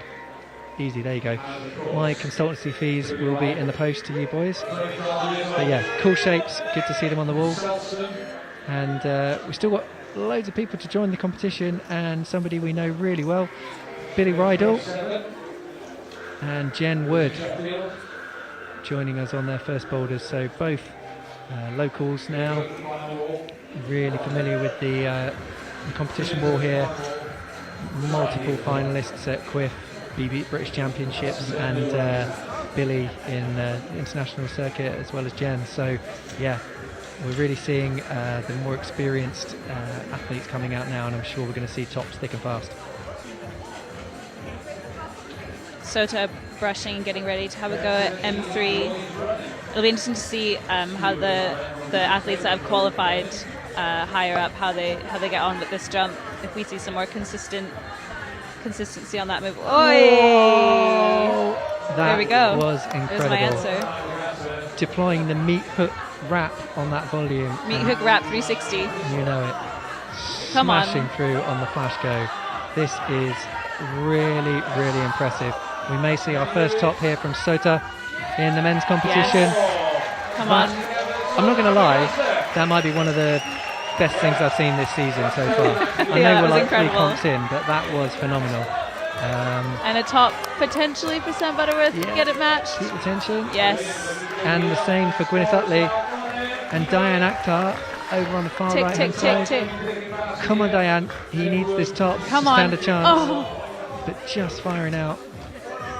Oh, here we go. Oh. This is what we want to see. Loads of competitors getting really far on the boulders. We're really into the meat of the competition now. So I'm going to put it out there and say probably in both sides of the field you're going to need at least two tops probably very quickly to stand a chance, would be my guesstimation from being about 13 people into the semi-final round. Yeah, it can all change around so fast. I think that's another part of the challenge for these competitors. If your first couple boulders don't go very well, you can always win it back. Nearly always win it back. So staying focused, even if you feel like you don't have that momentum, is definitely pays off. Yeah, absolutely. So all eyes on Billy at the moment on M1, and he's up securing zone. We know from all the previous competitors it's about right foot, left hand tension and really trusting that right foot. He's got the shakes though, which is not helpful, and almost landed on a pole rush. So yeah, that would not be a good way to start your round. Eugenia also struggling to figure out how to get around this second hand volume on female 4. Getting to the zone seems to be presenting quite a challenge. I think Zoe Petermans is the only one we've seen actually sort of get stood up and try and make the move across on that boulder. Diane just next to her there on screen, smashing through these crimps. He's been up high previously, so with 1:45 left on the clock, let's hope he goes slow. Oh no! Yeah, I think last time he just rushed that last move a little bit. It's easy to do when the end is in sight and you're tired and you just want to get it, but I think you really need to kind of compose and aim for that last crimp on that volume. Absolutely, and yeah, he just straight slips off that right hand there and lost tension. Meanwhile, Billy on his first boulder again, figuring out how to get across early. I love watching Billy climb. He reminds me so much of one of the guys I used to compete with and former CWIF champion Ned Feely. They're very similar, the way they climb. Traditionally, normally very, very good on the slab and the overhang. Very, very good, well-rounded athlete. Louise Flockhart on her second boulder, getting to secure zone and making progress. It's really, really power intense. Like, you're on the wall a lot on the second boulder, so maybe seeing the route climbers do potentially a bit better due to their fitness levels.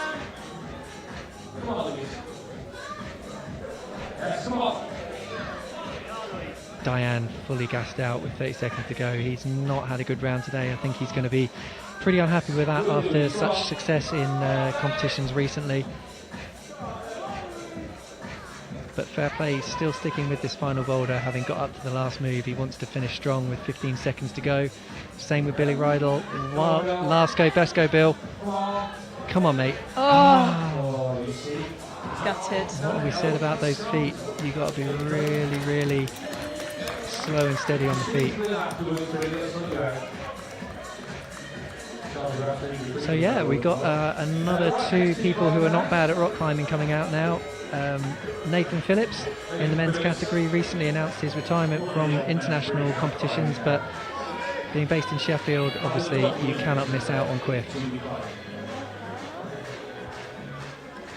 And in the women's competition, obviously somebody who's becoming a real star of the British scene here, Erin McNeice. She is on fire at the moment and doesn't need any introduction. Had a great weekend a couple of weekends ago at the Plywood Masters. Yeah, arguably one of the most exciting competitors we've got on the scene. One of those climbers that just kind of comes out quietly, takes the blocks. Yeah. Very, very focused, quiet, composed. It's a really good style to watch. But yeah, we've got Tara looking good. Yeah, Tara's looking good. Ben's looking solid. Thea Cameron just not quite getting the right sequence on her second boulder. But Tara, with the quick smash and grab on her third climb, that's impressive. Erin taking her time, securing zone, and then trying to transfer out. I think she's got this in the bag now. She can drive up strong off that big black right volume, like we said at the start. Come on, Erin. Nicely done. No sweat. Captain Casual there. That was nice. And she opted for the potentially more intended beta of that shoulder on the zone. It didn't seem to pose too much of a challenge for her. No, so young but so wise in the old competition game already. She's certainly one to watch out for, as we say. Meanwhile, Nathan Phillips struggling to make progress on his first climb, like pretty much, I'd say maybe 80% of the guys have all struggled with this first move. But once you find the right position, that's it. You generally get up to the last move, but only a couple of people topping the boulder. Raphael having a similar experience to most of the other women on F4. Ben Preston staring down the barrel on this second climb. Oh, Casual. Yeah, that's a really quick top for him. That's going to help. I think second try for him. Jackie McDougall on the right-hand side. He's had a good round so far. 2 tops, 1 zone, and sorry, now 2 zones as well on that 4th boulder. So that could make the difference. I certainly think his zone on the 3rd climb is going to be really, really useful as we get through the field. Oh, I'm watching Nathan Phillips now, just using a little screw hole on the wall structure there to keep balance. Obviously not using the bolt hole, but super experienced comp climber knows all the tricks.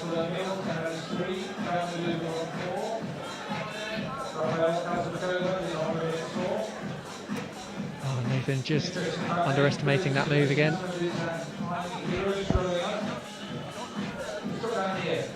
So yeah, we're seeing more strategy coming in. We're seeing a lot of tops and fewer attempts generally from the competitors. The more experienced they are generally, the more they know that it's about reading the problems right, less goes, and executing quicker. But still all to play for in this competition. I personally think it's going to be a really tight decision as to who goes into the finals. So you're going to have to fight all the way through this round.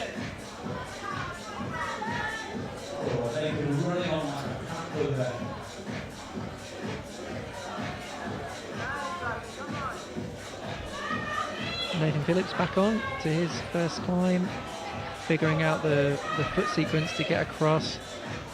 And we've got Jack McDougall on his final boulder. Michael O'Neill on the hardest boulder of the men's tour so far, M3, although don't say that to Sota because he came out and absolutely one-banged it, which was impressive. Raphael giving those volumes a good brush between every single go. Those Rock City volumes are really textured, but at this point in the competition they'll probably have warmed up quite a bit and gotten pretty slick, so making an already hard boulder only more difficult. Yeah, and actually she's climbing on the great new addition to the CWIF competition wall. The new section on the right hand side is fresh for this season, so we've got more climbing space, which is cool.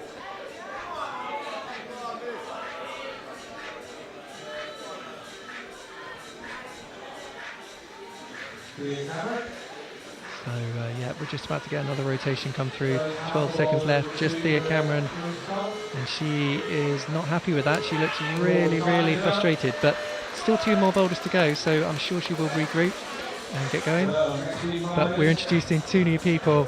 Alex Waterhouse in the house, the man with the snazzy shorts. And the snazzy moves. Yeah, he's having a great time. Now he's officially retired from comps. And we're also joined by our American competitor, Quinn Mason. Great to see the CWIF still being supported by international competitors.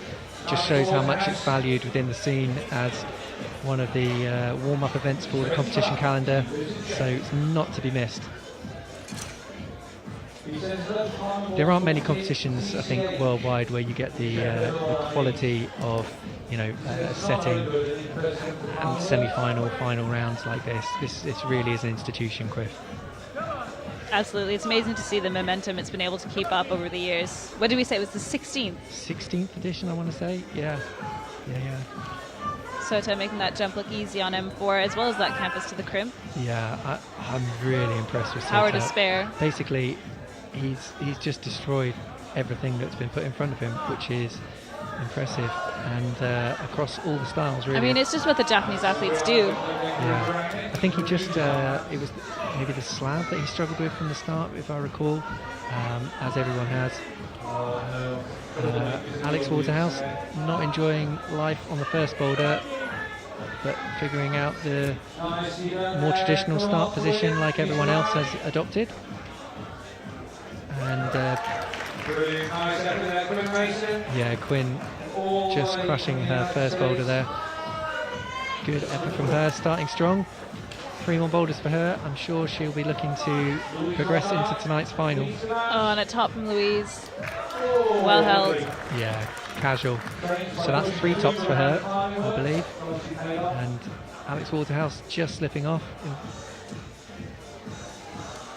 Hoping Gwyneth can make a bit more progress. She looked like she was in a really promising position, so hopefully she can remember what she did and find that balance point. Yeah, same with Jen Wood on her second boulder as well. Billy just next to her, crimping his way through this sort of precarious pseudo groove climb,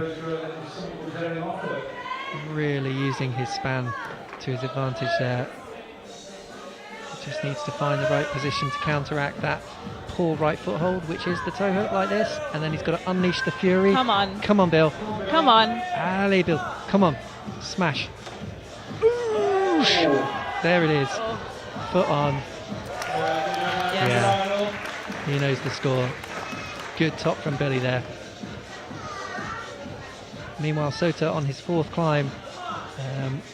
Not many people have got this far on the boulder, and certainly as yet nobody has topped it, but he is looking like a shoe-in. He looks like he's got energy to spare. Oh no, ejected. Ejected. That's all your fault. Yeah, commentator's curse. G looking good on this slab over here. Come on. Yeah, she's making good progress. Come on, there. stay with it. Same with Jen Wood and Alex Waterhouse, so lots to keep track of. We know what to do on this M1. You've got to keep tension. Come on, Alex. Oh. Another one bites the dust there. Quite literally. Literally just popping off the foothold.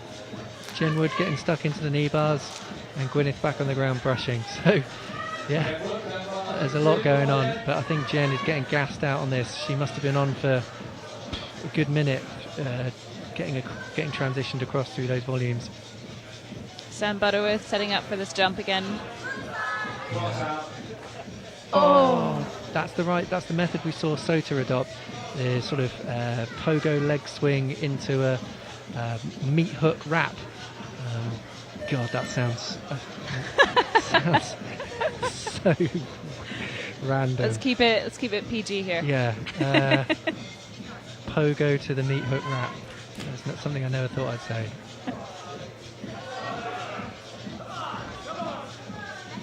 Sota back on. He's so casual through this section. Doesn't look like he's had 6 or 7 goes. Still looking nice and fresh. Come on, Alex Waterhouse. On his first climb, he knows what to do now. Drill those feet, mate. Come on. Come on. Oh, no. Just try firing off the zone. 20 seconds left. Oh. Few frustrated faces, although Sota is finishing with a smile on his face, which is always good to see. And I'd be smiling too if I was the only one to top M3. So far, yeah. So yeah, we are getting towards the end of the arrivals in the semi-final round. We've got a big competitor in the men's competition coming out now. Yoshiyuki Ogata from Japan, our second Japanese competitor, joined by Lucy Garlick, who obviously everybody will be familiar with on this circuit. Lucy made the final in the CWIF last year, finishing up 5th. One thing we forgot to say actually at the start of this round was we will have a new CWIF champion for this year. Reigning champions Max Milne in the men's competition and Ayala Karem are not present this year, so we will have a new champion.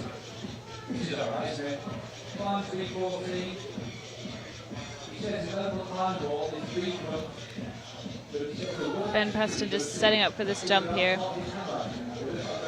Yeah, Ben's had a good tour so far. It's so tricky with that jump. You've got to generate enough momentum to get the height of the hold, but as we saw with Sam Butterworth before, if you're swinging away from the wall too much, you just don't have a hope of holding it. Yeah. Meanwhile, on M1, good to see Yoshiyuki having the same difficulties that most of the men have had starting this boulder. Oh wow, that is impressive. Come on, Erin. That is impressive. Come on, Erin. She's got a.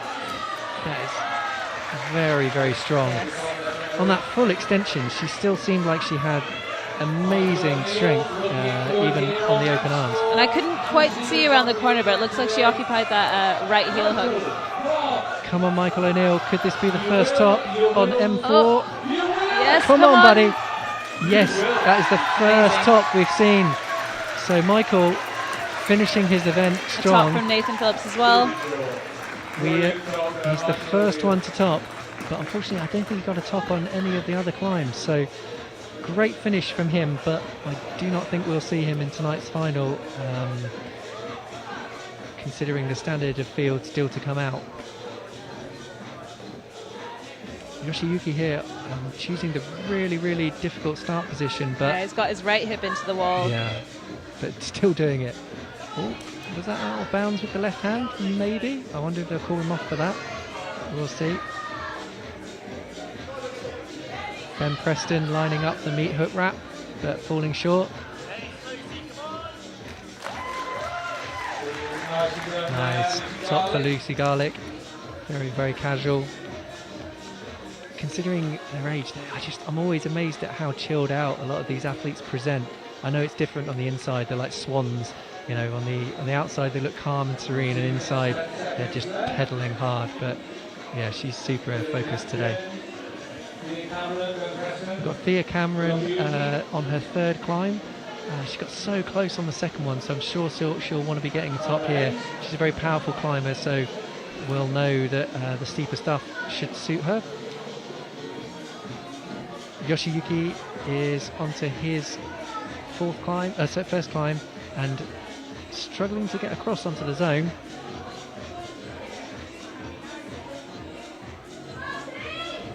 Ben Preston, come on, let's see if you can get the pogo meat hook wrap. No dice. Looking not happy with the situation there. You can really see the rubber building up on these macros on M1. Yeah. They'll surely be harder to stand on than they were a few climbers ago. Yeah, I guess so far we haven't had a shout out to a lot of the sponsors yet, but as you talk about those grips, that's X-Cult Macros, obviously one of the sponsors for this event.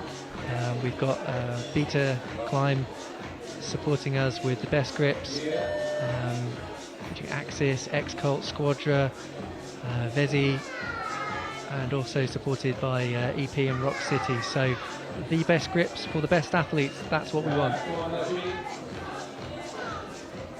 Yoshiyuki just securing zone, but he's getting frustrated, I think, on this first climb. Thea Cameron with the Yanya flick to finish it off. Yeah, God, you know you've made it when you've got a move named after you, right? That's the one. Come on, Yoshi. Gamba. Oh no.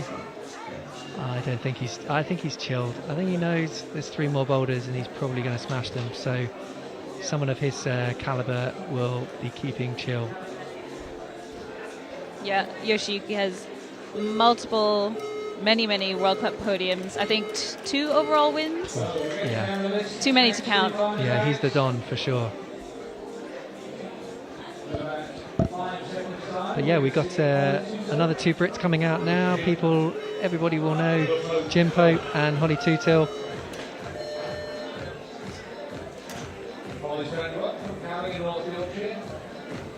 And then the rotation moves us. So we've got Alex Waterhouse on his second climb with Quinn Mason, and then Jen Wood, Billy Rydell, Sam Butterworth, And Louise. Flockhart. Yeah. So full pack mat, and you can just see there, look, synchronized brushing and fondling from all the competitors. So these are the really experienced competitors. They know exactly what they're doing with their time management, preparation.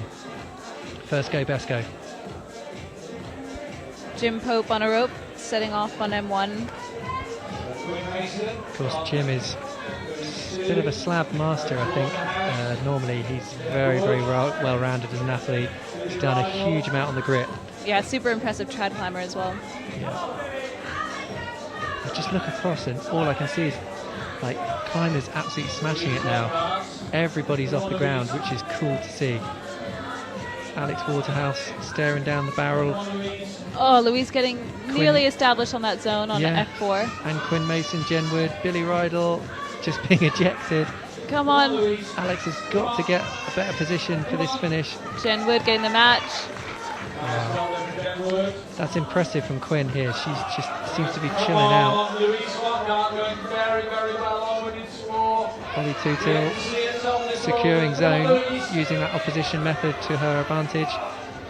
She just needs to keep cool, push up off this right leg. Yes. Nice, Holly. And Louise Flockhart with potentially our first top on F4.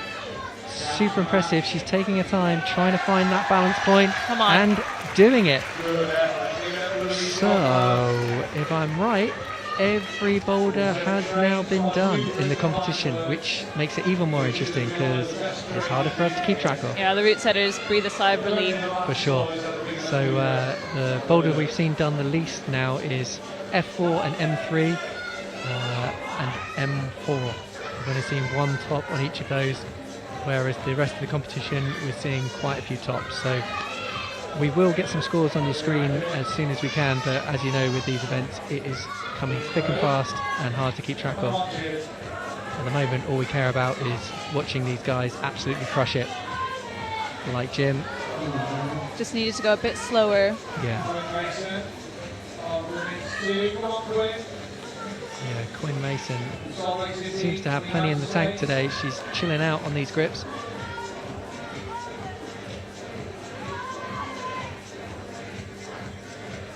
Beats are going deep this afternoon. Sam Whitt with the soundtrack to today's semi-final. Sam getting frustrated. Yeah, I think that's the first power screen we've seen, or frustration screen. Surprising. Normally we hear a lot more. Come on, Alex. Come on, Alex. Come on. Yeah, there it is. Oh, super focused. Yes, nice. Love watching Alex climb. He's super passionate. I think that shoulder move might be my favorite of the round. That move? The finish move on M2. More than the pogo meat wrap on M3? I reckon so. Fair play. Yeah. I think maybe you're right because more people are doing it. Yeah. It's always good to see tops. I love a move where you can fight through. I feel like with the pogo meat hook, you're either on or you're off. True. Whereas that shoulder move, if you don't give up, it's going to pay dividends. Yeah, that's fair. That's a good. Yeah. I could get on board with that. Billy Rydell lining it up. Woo! And Sports ejecting. action. But that seems to be the method. Ignore the intermediate hold that a lot of people have been pausing on and just smash through to the guppy wrap. Jim Pope back up, lining up the last move. Got to be strong with the feet. Come on, Jim, come on. There it is. Oh! I don't know if they're going to give that. He's walked away confidently, zipped up his chalk bag. He's not even looking at the judge. He's taking it. Yeah, I think I think that's a good strategy. just everybody in the walk crowd. away with confidence. Yeah. They're not going to question it. We're looking at everybody who's saying, I probably wouldn't have given that, but the judge gave it, Percy gave it, and everyone's walked away. I think you should just adopt that approach to everything. Just like do your bag up, say, yeah, I've topped it. Ticked it. Yeah. So yeah, we're onto a fresh rotation now. We're really at the top end of the field. Chloe Collier from Belgium. Everybody will know from the World Cup circuit. Yeah, another athlete I'm fangirling over, I have to say. And of course Toby Roberts, who is still one of the youngest competitors, but a previous finalist here at CWIF last year, if my memory serves me right, came second, I think. So I'm sure he'll be looking to go one stage further today. He's really one to watch on the British competition scene. Ben Preston lining up the jump on his fourth boulder, sticking the jump but not in the most efficient way, doing a couple of hand movements, campusing, which is going to be sapping his energy. We've seen more success from people jumping straight to the right position, but he is hanging in there. Fair play, Ben. We've got Yoshiyuki. Yeah. Looking good. I don't know where to look. There's so much going on. There he is. That's why he's the man with the target on his back. He is the one to watch, I think. Smashing that second boulder after just falling short on his first. Ben Preston might be one of the people to top. We've only Another seen easy one top there from Aaron McNeese. Michael O'Neill. Come on, Ben. Come on, mate. Take your time. Come on. Boom. Yes. There it is. Wow, that's impressive from Ben. Straight off his semi-final appearance at the Studio Block event last week. So that puts him in a good spot. He got a top on 2 and 4. So he's in with a shot, and zones, I think, on 1. Chloe looking steady on female boulder 1, as we would expect. Yeah, good effort from her. Slow, steady, composed. Lucy Garlick getting through this awkward transition, shuffling the feet into the knee bar. Lovely stuff. Securing zone. Toby Roberts getting onto his boulder, teetering across on the slab. Come on, keep it together, guys. Lucy Garlick so strong on that lock off there. She's got to get that sort of left leg out of the way, and at the moment it's sort of holding her back. She can't transition right, and we've seen a lot of people struggling with that final move. We haven't talked about Nathan Phillips' trousers yet. Yeah, it's kind of the elephant in the room, right? Snoop Dogg called, he wants his pants back. 2004 call. Yeah, it's a vibe. It's a vibe. I guess that's what happens when you go out in the van through Europe. You just suddenly embrace your Euro style. Toby back onto his first boulder. So just with all the tops coming through quite quickly, we've only got 4 people on the mats out of 8, with Chloe, Erin, Yoshiyuki and Ben all topping their boulders.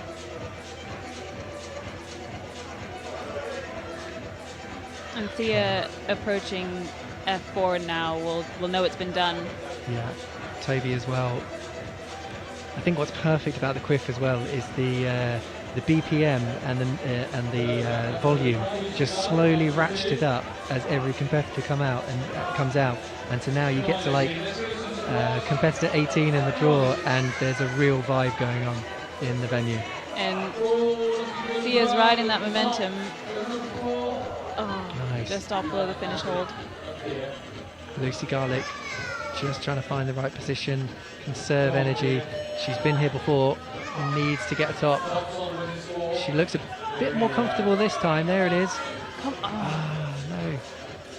Just not figuring out how to generate the rightwards momentum. Basically, you're sort of stranded on a left-hand slopey crimp which points the wrong way, so you can't really generate right unless you get the right foot in the best position to push up.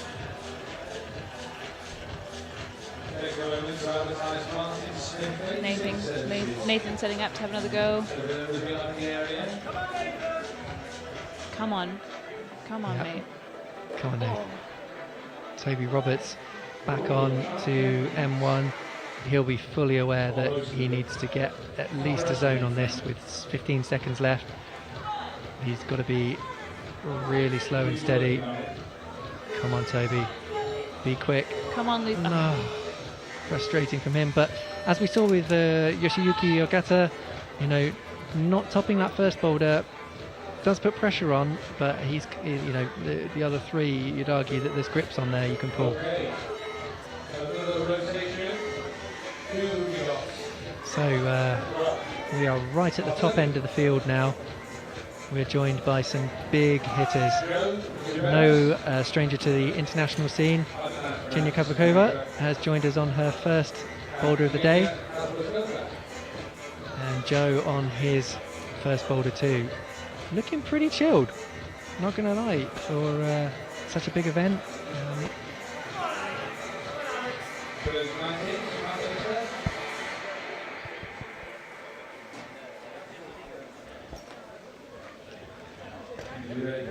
So yeah, let's have a look right to left. We've got Billy Rydell starting his fourth, Jen Wood on her fourth, Alex Waterhouse, Quinn Mason, Holly Tootill, Jim Pope, Jenya, and Joe.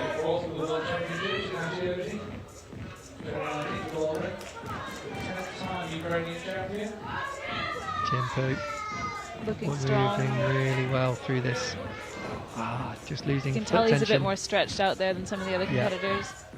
Holly making short work of this second boulder, transitioning really well. Same with Quinn, who seems to be having stacks in the tank through this powerful section. Come on, Quinn. Come on. Went too quick, too fast, and ejected. Jenya getting herself set up. She's in a good spot now. Maybe just needs to bump the right foot up to get a good push off for the final hold. There it is. And casually with the match. So that's a good quick top from her to settle the nerves. And Holly, yeah, that was a good flash from Holly as well. She was on that boulder a long time, so I'm sure she'll be aware that she needed to do it on that go. But holding her neck, Yeah, I hope she's okay. yeah, looks like maybe she tweaked it a little bit. I hope she's okay. Still 2 more boulders for her competition. Jim Pope ejected again. As you said before, I think Jim might be struggling. You know, he is one of the shorter competitors, so very big bunched position, but then you're exploding out into a stretched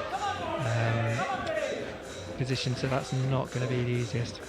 Billy just struggling there to get the precision on that campus move to the crimp on M4. Yeah. Joe getting established on his first climb. Climbed really well, obviously, yesterday to qualify in second position for today's semi-final. Awesome effort from him. Quinn Mason looking cash again, but on her first go just didn't quite give it enough on the final move. So let's see what she changes this time. She's found the right foot, and the contact strength is amazing. Very good. I think that's some of that American muscle there, you know, steeper climbing, good positive holds, familiar with the huck. So yeah, top hucking from her. Jim fighting through, hopefully he can make it count. He's got a much more comfortable position now. If he can get the toe hook in by his left, he's gone for heel. There you go, Jim. Yeah. Come on, Jim. Come on. He's got to generate a lot off this very bad right foot now, because he needs the height. Oosh! Not enough.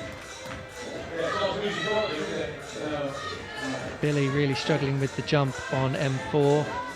Alex again struggling to figure out the dyno. So potentially some nerves for this end of the field. We've seen every boulder be topped throughout the competition now. So, you know, these boulders go and they will know it. So, all to play for.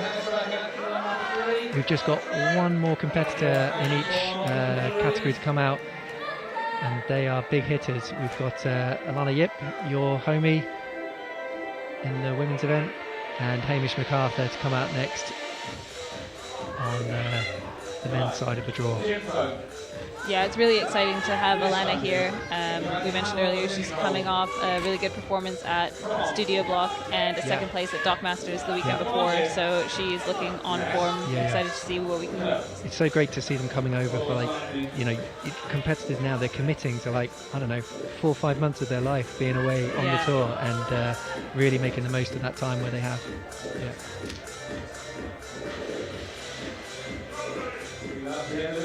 Yeah, okay, so that's a big ejection from Billy there on his last go. Good work from him, but yeah, here we go. We are now at the end of the competition. We have all of the competitors out on the field. We've got Alana Yip and Hamish MacArthur rounding out the semi-final. Let's see what they've got. Brushes in hand, smiles on faces, that's what we want to see. Maybe not in 3 minutes though, if they get ejected from their first boulders.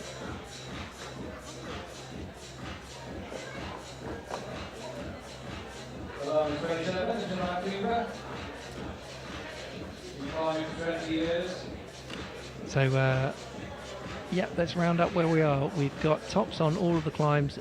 From my rough calculations, Jack McDougall still, I think, out towards the top of the pack with 2 tops and 4 zones. Yoshiyuki has topped his second boulder but didn't top the first, and he's on his 3rd climb, so he's going to really need to do up it. for the final move. Sota has also got good tops. Well held, Toby. Toby Roberts with the old smash and grab on the second climb. Gave me the impression of Russell Crowe in Gladiator looking around at the crowd. Is there? Are you not entertained? Are you not entertained? Yeah. Yeah, this is cool. Good to see Lucy Garlick as well, smashing away on that 3rd climb. That's 2 tops for her. Keeps her in the mix for sure. Alana eyeing up the flash on women's 1. Yeah, and Hamish. Come on. Come on. Slow and steady. There it is. Nicely done. Brilliant. Hamish as well. He needs to keep that forward. Oh, the same as every other, I think, male competitor today. But he knows that was a real opportunity to come out and lay a marker down. Nobody has come out and smashed that first boulder in it. Come on, Chloe. I mean, this is what you expect from Chloe, right? She's super powerful. You can just see she's got plenty in the tank for this final move, but just trying to figure out the best position for the feet. Yes. Oof. Wow, that's impressive. Yoshiyuki. Ooh. Not quite executing that 3rd boulder. We saw Sota come out and absolutely dominate that boulder. It was really impressive. Erin McNeese getting established on the zone. For women's 4. Chalking up. Would that be 3 or 4 tops for her if she does it? So she's certainly out in front as well. I think we might see a top. Nathan Phillips. Come on, Nathan. Also sticking the jump into the campus. Yeah, strong work from him. But all eyes on Erin in the female competition, because if she tops this, I think she'll be out in front. Oh, just losing tension. But she knows what to do. She can regroup and go. Come on, Nathan. Oh, we're fighting hard. Everyone's fighting hard, yeah. Hamish just looks in the zone on M1 as well. Come on, Hamish. Having another go at the top of this. Got to keep tension on that right side. Praying that that foot stays. Yes. There it is. Hamish. That was one of the steadiest ascents of that first boulder I think we've seen. Super focused. Basically, that last hold left hand is a real sloper, and I was just watching the way he was holding it, crimping the screw hold on the far right hand corner of it, and somehow managing to keep his toe on. Yeah, so much of your weight will be through that really quite terrible and now greased up foot. But that's what you want, coming out last in the comp, get a top on the board, and then it just relaxes you for the rest of the round. So yeah, he's put himself in with a really, really good shout. Yoshiyuki setting off with a minute to go. And Gamber Come on. indeed, as Percy says. Nathan adopting true gangster style here. I'm not sure what gang that is, where one leg up, one leg down trouser, but maybe it's the S7 postcode gang, something like that. I think he'll be wanting to get that skin friction on that knee bar. Get The in there shiny real trousers deep. weren't doing it for him. There he goes. Come on. Nice. Come on, Nathan. Come on. That's Come super on. casual, Oh, but devastating. ejected again. He's looking so solid. He's not enjoying that. He's had enough. 20 seconds. Meanwhile, yeah, it's surprising here. Yoshiyuki has failed to top on M1, which is surprising, and then also not enjoying life on the third climb. That is the hardest one on the tour. We've only seen one top of that so far from Sota earlier in the comp, and Jack McDougall got up very high on that as well. So yeah, as we said before, I feel like 2 tops in the men's is going to put you in with a good shout, and in the women's competition at least 3 tops needed to stand yourself a good shot. But yeah, we will get some provisional results on the screen. Maybe now we've got a free rotation on the top left. We'll see if our guys on the live stream can help us out with some provisional scores, but if not, keep your eyes on the climbing and we'll let you know as soon as we can.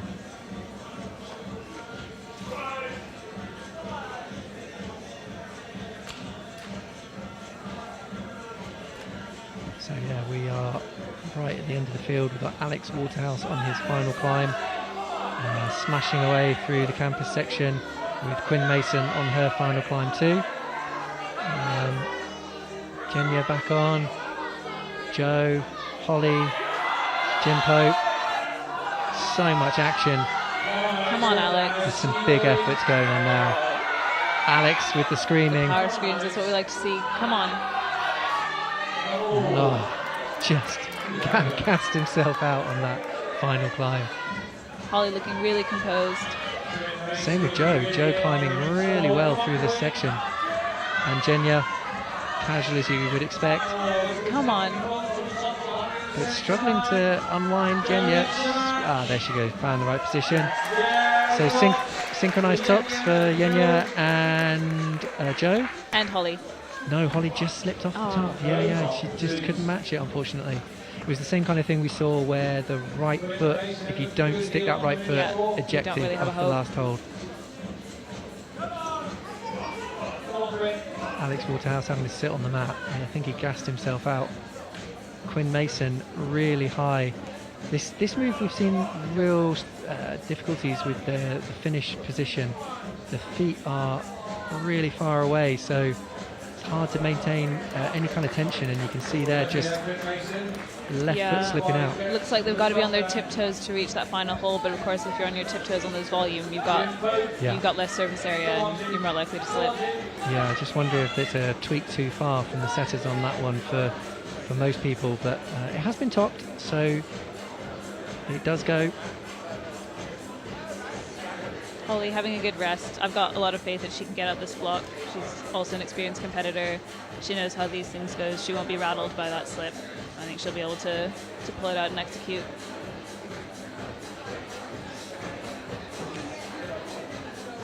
So just a bit of a background conversation. I've just been told we've got an appeal in for competitor number 17, Jim Pope, on Boulder 1. We talked about it earlier where there was some discussion as to whether the top should have been given, and that's being looked at now. I think it was quite a dubious gimme by the judge, so that's going to be reviewed, but an appeal has been put in and we'll keep you posted on that. Come on, Alex. Alex Waterhouse giving it everything on his last boulder here, fully stuck in with the groove. Yeah, come on Alex, give it some. Nice. Needs to. Oh my goodness, ejected on the match. He was looking so solid. With 1:30 to go. He's already got one top on the second climb, so if he could get this, it would put him in with at least a shout of making the finals.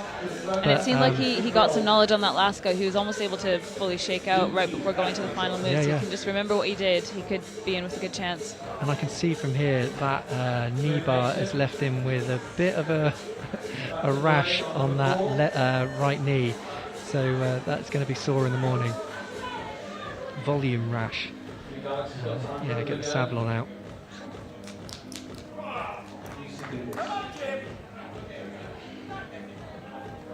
All eyes on Jim. Yeah. Not many people on the mats now because we're seeing tops from our Come on, Jim. Come on. semi-finalists here. So just Mason, Alex and Jim lining up their last goes with 30 seconds on the clock. Mason's going to have to be quick given that it's quite a teetery slab. Alex has run out of time, I think. He's not going to be happy about that one. But great effort from him, as always. He puts on a good show. Wow, he's gone again. Going 13 for an absolute seconds. buzzer beater. May as well. Last block. Fair play, Alex. As ever. Great to watch. So, next rotation, we have, let's have a look on the map. We've got Yoshiyuki, Toby Roberts, Jenya, Chloe Collier, Alana Yip and Hamish MacArthur making their way. Synchronized brushes turn. That's what we like to see. But here, yes, we've got some provisional results on screen. So, as we thought in the women's competition, 2 boulders minimum to stand a chance of getting through. And with the people still on the mats, the quality of those guys and girls, you would expect at least 2 flashes and 4 zones probably by the time we're done. And then we'll get the men's up in a second. We can turn over before they start pulling onto the boulders.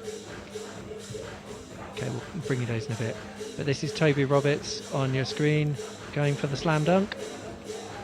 Not getting the timing quite right. Chloe straight in through these Vezi grips. Yoshiyuki casual with the campus. Wow. I mean, it's super impressive to watch them when they're on fire, right? That is just, considering how difficult those moves are, Yoshiyuki is absolutely crushing it. Same with Chloe. Wow. I mean, these top guys, it always seems that they just have so much more time on the wall and just everything's that little bit closer. Yeah, Chloe making that look like a walk in the park, as Same did with Hamish. Yeah. Alana. Yeah, Yoshiyuki still fighting away. Oh. Come on, Alana. Come on, Alana. Come on. That's super strong from her. She's in position. Amazing. On the shoulder. Great work from her. Your homie crushing it. My homie. I've not seen a Canadian in ages. It's great. Tired of you, Brits. Yeah, I know. Nice to have a bit of a break. Yeah. So Hamish and Alana topping quickly. They're going to have almost 8 minutes of rest with on their rotation.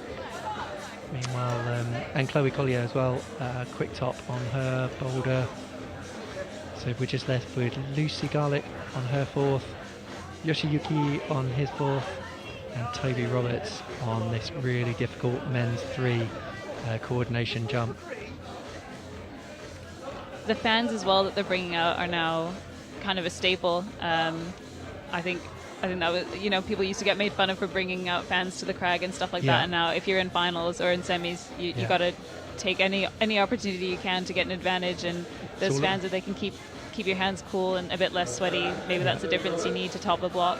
All about the bon cons. We need those bon cons. Toby just getting stuck with the legs underneath. Can't quite catch the jump. But no such problems for Yoshiyuki, who is just smashing this dyno over and over. And hopefully we're going to get a top on this from him. He fell off this last section on his flash go. So this time he's just prepping a little bit more, getting some chalk on. He knows he needs to top to stand any chance of making the final tonight. Oh, ejected again. Liquid chalk back on. He's looking stressed, I'm not going to lie. He knows he's got to really up his game.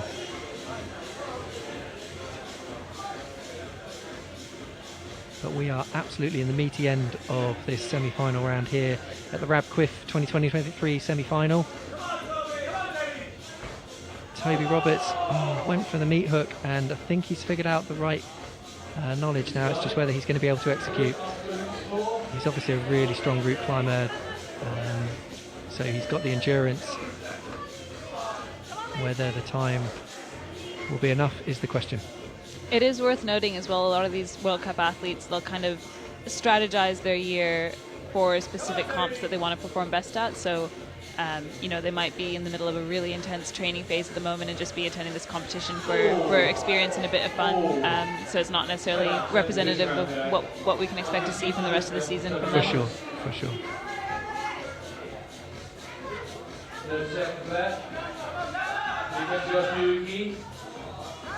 Come on, Yoshiyuki, come on. Yoshiyuki looking really composed on this final section here on M4. He's been up in this position twice, so oh wow, massive ejection from Toby Roberts as well, but that has filled him with confidence that he knows the move can go. But 10 seconds, he is out of time.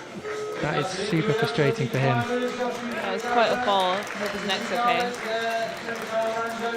So that's it for Yoshiyuki. And Lucy Garlick. So here's the provisional men's results. Sutter leading the way with 2 tops.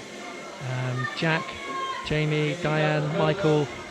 Yeah, it's really clustered up there. And, I just with the people still on the mats, I think you're probably going to need 2 boulders and definitely a lot of zones in the men's competition. It's cool. I think semi-finals, we expect hard boulders. That's what we want.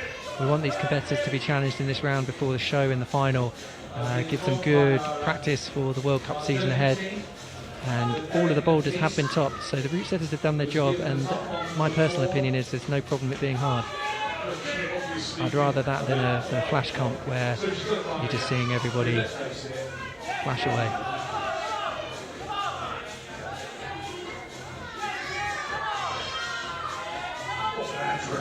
Wow. Jim making really good progress. Yeah, he's absolutely crushing, and he knows how to lead Come her. on. Same with Jenya. She's being casual here. Come on, Jim. Come on. Come on, Jim. Get in there. Finish strong. Come on, mate. This would put him right at the top of the leaderboard.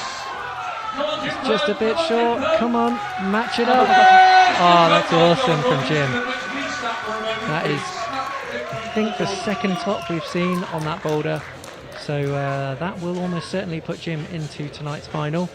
2 tops from him. Obviously, that's just my Yeah, we'll have to see the result. back of the fag packet calculation from me. But yeah, that's good. And the same with Jenya. She absolutely smashed that other boulder nice and quick. So we've got Holly Tutil on her 4th climb, and Joe. Holly is pretty good on the technical climbing normally, so yeah, she's looking pretty she's at home. really composed here.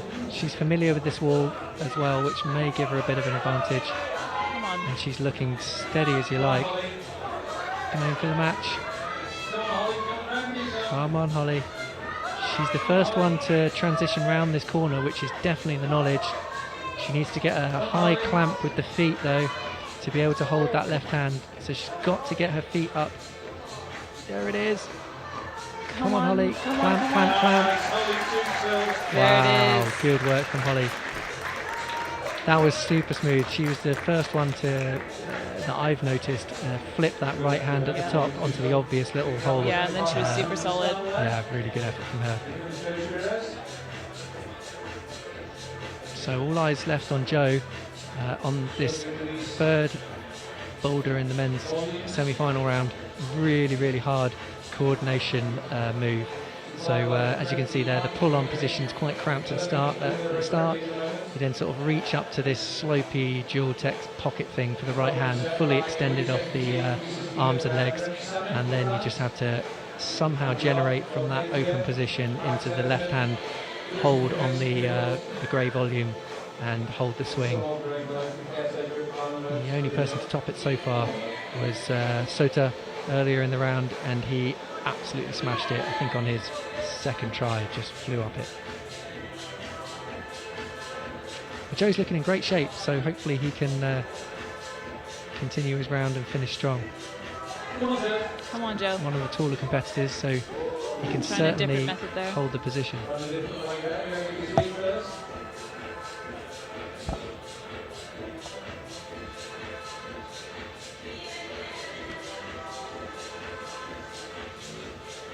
Here's a bit of a replay for you from Joe on his last go, just to show a different angle.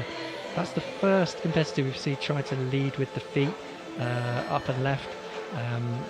The way it's been attempted by everybody else, and the way it has been topped, is by a left-hand jump to that hold and sort of catching it on a wrap, meat hook style. Yeah, we are right at the end of the semi-final round, so just Joe left on the mat, and we're going to have 2 more rotations before this competition enters calculation phase to see who's going to qualify for tonight's final.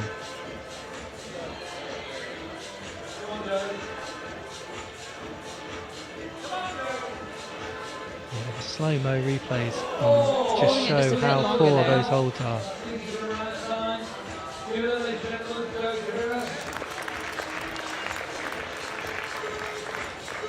Okay, so we're going to see some fresh athletes. They've just had a really extended rotation, having smashed their second boulders, Hamish MacArthur and Alana Yip. So they're on to their third climbs. Let's see how they get on. Toby Roberts and Chloe Collier also on the right hand side of the comp wall, finishing off their round. Toby with the jump, and Chloe with the teetery slab, where we just saw Holly Tootill float up. You'll see, obviously, the athletes brushing a lot throughout the round. Not only are they getting rid of the kind of chalk and sweat that's built up, but you can gain a lot of knowledge about what the holds are like by getting a brush in there. Yeah, absolutely. You can learn, you can almost feel through the tip of the brush what the holds are like. Toby Roberts flying through this final boulder. He's really obviously really competent all-round athlete on the GB team, so fingers crossed we can get top here, and that might see him in tonight's final. There it is. Confident match there. Wow, that was impressive. Flash as well. So I'm pretty sure he did the second climb and that one, so that might put him in with a shout, but we'll let you know. Meanwhile, Hamish and Alana on their third climbs. Alana, not even breaking a sweat. Your compatriot there, smashing it. That's 3 and 3 for her, I think. So we're going to be left again. All eyes onto Hamish on this third climb. Really complicated movement.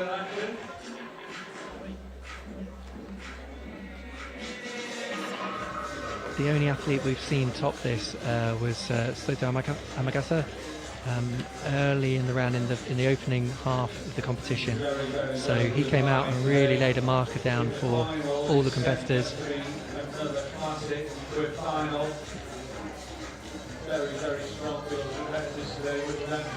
Chloe now established on the zone. Yeah, Chloe's always one of the ones I like watching. She's so calm, collected, experienced, knows all the tricks, knows to take her time, and she's certainly doing that now. Working out the knowledge. Will she do the same approach as Holly and turn that right hand? Ali, come on Chloe, that's it, turn your right hand, come on. Come on, there it is, nice, that just gets you, oh no, ejected. I think the second you turn that right hand into that position, you've got to have your feet high and like a compression frog to take as much weight off the arms as you can. You'll just see her here feet are quite low, doesn't get them secured, and that's it. The hands can't hold that narrow compression. The holds aren't positive enough for that. Right, come on, Hayward. Wow, just shows how hard this third climb is. Hamish MacArthur is certainly one of the best all-round athletes here, and he is getting not so far on the climb. Yeah, the intermediate might be a little bit of a red herring. I don't know that it helps you that much to stop on it before you go for the jump. Yeah, particularly if you're one of the taller guys as well, it almost like keeps you underneath rather than letting your body weight hang out a little bit. But that's a much better go from him with a good dismount. But that's filled him with confidence. He knows exactly what to do. Just needs to execute, which I'm sure he'll try and do now with 1:15 left on the clock. Chloe pulls on the right hand side of your screen for another go.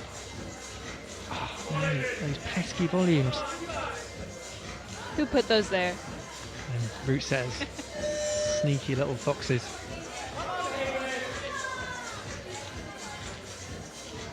Yeah, shout out to the setting team. We've got a really, really strong team, as you would expect. Seasoned World Cup forerunners, chiefs.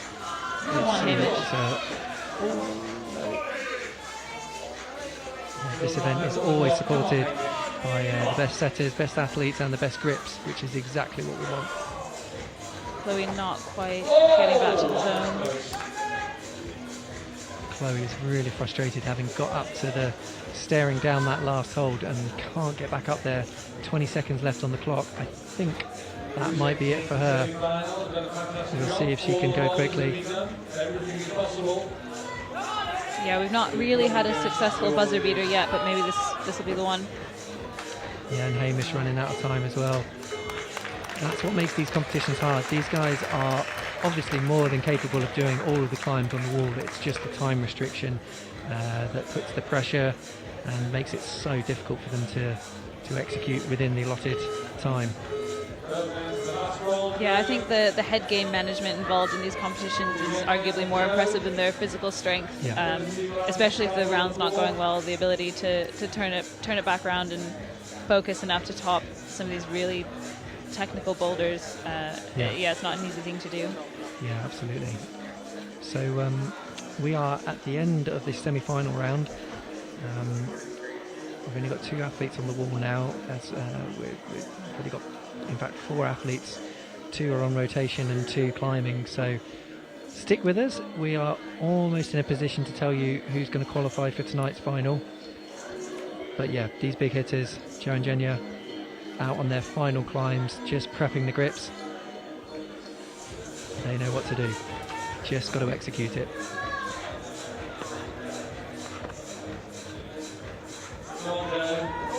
Come on, Joe.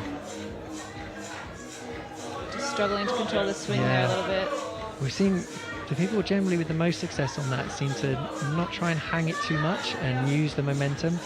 But Joe, being twice as strong with the boulder, really crushing it.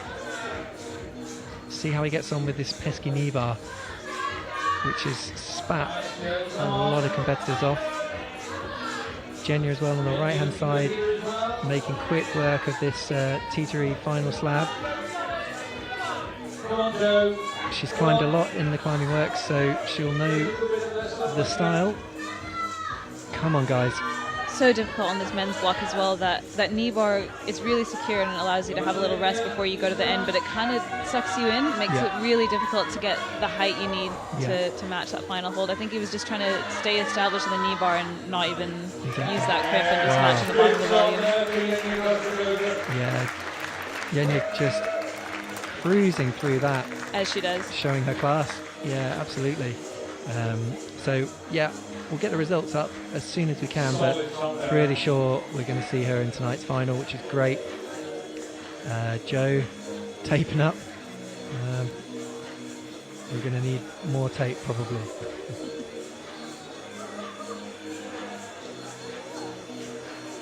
Probably a wise move. He flashed all the way up to that last move, so if thigh skin is the only thing that you need, it's a good use of your time allocation. Just prep that and hopefully he can learn, sort of assimilate all of the little errors that he made on the fly on his flash and have a really efficient second go and give himself a good shot on that final move.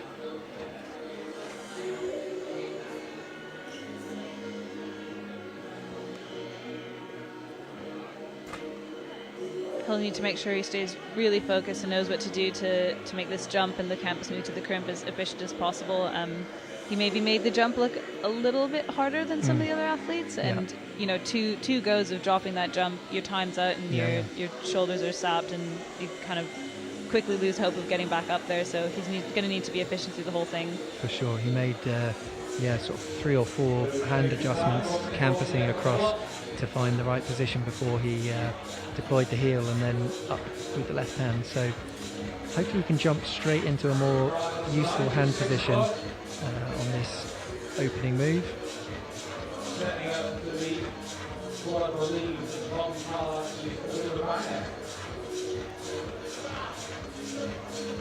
Come on, Joe, you can do it, buddy. Really running down the clock. Last go, best go. He's only had his flash try, and he's really being strategic with the attempts, which is smart, as long as he leaves himself, I think, a couple of goes to stick this jump and fiddle about on that hold. Didn't want to run out of time on that section. Here we go. Come on, Joe. Come on. Come on. A little bit better, but still shuffling. Come on, Joe. Come on, Joe. There we go. Really, really strong from him. Straight into the knee bar. Come on. There we go. You've got to really want this now, Joe. Fight the pain. That tape may or may not be helping. We'll find out. But yeah, there it is. Cheeky match off the knee bar. Good work, Joe. Now, I can't recall what he's done so far in the round. I think he's done number 2, so certainly going to put him in with a good shot of tonight's final. But we've only got one more pair to close out this semi-final round in a few seconds. Hamish MacArthur and Alana Yip qualified in first place from yesterday's round. How many boulders have they been through yesterday? 30 climbs. So, you know, they're world-class athletes. They're not tired per se, but it certainly does have a toll. And we're on the 4th boulder in this semi-final round. I'm going to put it out there. I'm pretty confident we might see tops from both of them on this. And I don't think Alana's fallen yet today, has she? No, I think 3 flashes so far. So she'll be looking for a 4th here. What's your prediction? I'm not saying anything. I don't want to jinx her. Okay. T to slab. I don't know, 50-50, isn't it? I think she's going to do it. I think she'll flash it. That would be great to see the perfect round. Hamish, slightly different entry position on this jump, but sticking it nicely. Needs to hopefully not lose too much energy. Whoa. Making that canvas look easy. Yeah. That dead point to the blocked crimp is energy sapping, but you know, he's a 9B route climber, so he's got plenty in the tank. Just needs to really be confident on this knee bar. He kind of wants it so much when the pain kicks in. Come on, Alana. Yeah, she's so strong and putting a lot of weight through the feet, but she needs to keep her heels down. Hamish with the match there. That's we're overhearing Percy, the in-centre commentator for that, just calling him a dirty boy because he was using one of the screw holes on the final hold just to take a bit of weight. Yeah, I think a lot of the competitors might be kicking themselves because so many of them looked really solid in that knee bar, but fell trying to get to the crimp and maybe didn't occur to them to just kind of stay in the knee bar and tag the bottom of that top volume. Yeah. So this is it, the last competitor on the wall and in the round for the semi-finals is Alana Yip. She's already got 3 flashes, so I'm 99% sure we're going to see her in tonight's final. Just depends what position, but if my calculations are right, I think she's out first anyway, so let's see if she can get top here and really cement her place in the final. It's always, you always want to top every climb, right, and really lay a marker to everyone that you're dominating the event. Yeah, and when you're on the mat, you know, it's really difficult to know exactly what you're going to need to get through to the next round. Yeah. But you can just see here, she's not quite confident on that left foot. She needs to get some weight through. We've seen, yeah, heels down, that's it. And get some opposition with the toe hook round on that right bullion, which she's seen. Really nice. Will she figure out the transition around this corner? Come on, Alana. Take your time.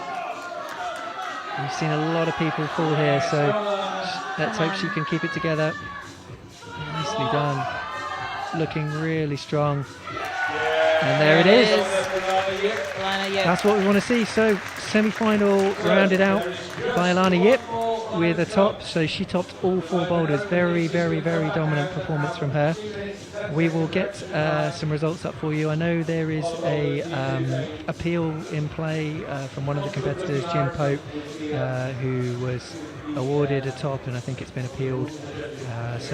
Yep, provisional results at the moment will come up on your screen as soon as we can. But yeah, what's your takeaway so far from semi-final? Who in the women's comp impressed you? I mean, we've seen a bit of a shake-up. Zoe Peterman's qualified for semis in last and has come out near the top. Yeah. And it just kind of speaks for, like we were saying earlier, the depth of the field. You know, and any of these athletes can come out on top. They're all super competent, super strong.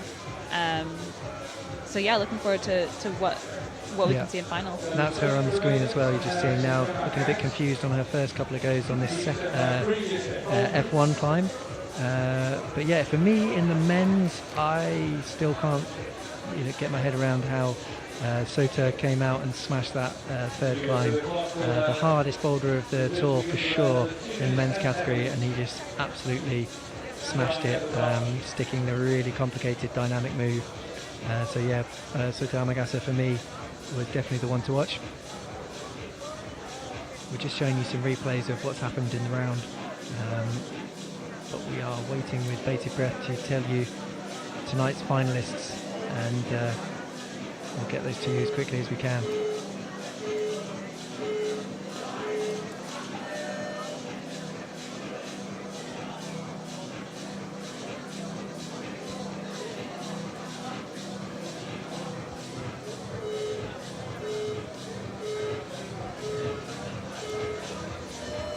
That's on your screen there. That's Sota doing his second boulder alongside Gwyneth Utley by the looks of it. That's Thea Cameron on F1. She put in a good show. And there's the top for Sota on that second climb, which was, third climb, which was just absolutely phenomenal from him. Alongside, that's Lucy Garlick, isn't it? Yeah. I think that's Gwyneth Utley. Oh, is it Gwyneth? Yeah, sorry, can't see properly. Yeah, it was, sorry. Yeah, she crushed that boulder. Billy Rydell. Getting the wings out. Yeah, veteran of this event. That was one of your favourite moves from this round on M2. Alex Waterhouse just slipping off like probably, I think, 17 of the other competitors did on that M1. Slipping off the right foot. And Michael O'Neill came out with, he was the first competitor to top M4. Really impressive from him. And that's Lucy Garlick. Lucy Garlick. Yeah. We've seen a lot of tops in this round. It's been really, really impressive. Spread all the way across all 4 boulders. It certainly wasn't a gimme in the round at all. No, absolutely. It started off a bit slower and really picked up towards the end. This is on your screen now, the really complicated coordination move which Billy was sticking, and that was the Hollywood Campus M4 move. It was really interesting to see. Generally speaking, there weren't many variety of methods to most of the boulders. They all sort of went one particular way. Sometimes in the comps we see multiple methods for things, but generally speaking across the across the tour, everybody was doing the boulders the same way, which is cool. And it was really about executing, and I think that just shows, as I said earlier, that the standard of this semi-final was very, very high. There was a hard set of boulders, definitely not many flashes to be seen. Yeah, we're super lucky to have this group of athletes here. So much goes into their preparation, like we were talking about. Obviously physically, their head game, even down to skin management, you know, doing 30 blocks yesterday. Yeah. These fiberglass volumes are not kind. They take a lot of skin, so there's lots for them to be thinking about. Particularly if you're doing a number of attempts, like in the men's competition, boulders 3 and 4, a lot of attempts on the hands. People who did that problem quickly, maybe, you know, that's a bit of advantage for them coming into tonight's final. Absolutely. I think I'm going to be banging on about skin a lot later.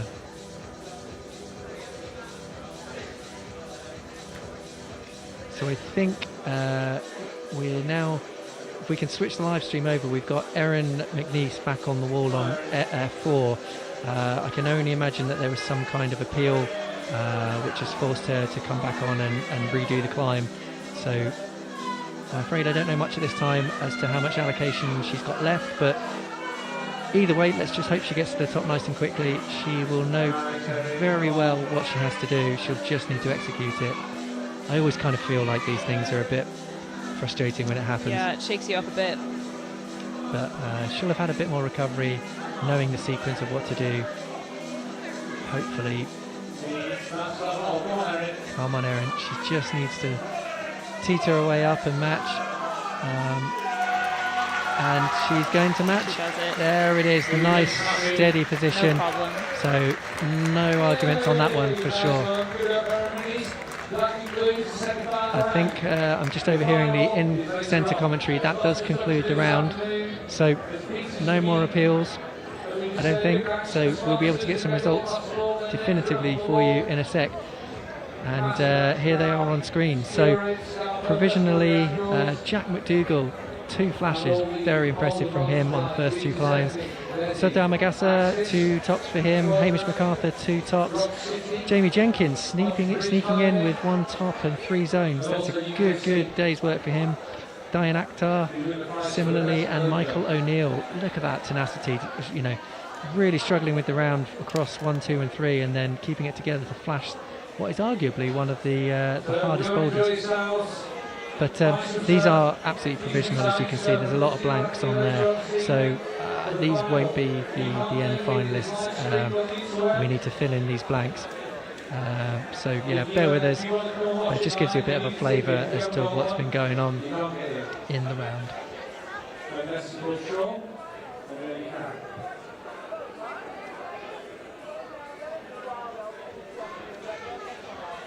So these are the women's that we've got so far, still missing a lot of information on problem 4, as you can see. So as we predicted, you're going to need at least 3 or 4 to qualify, but yeah, this is all kind of irrelevant until we see the final boulder results come up.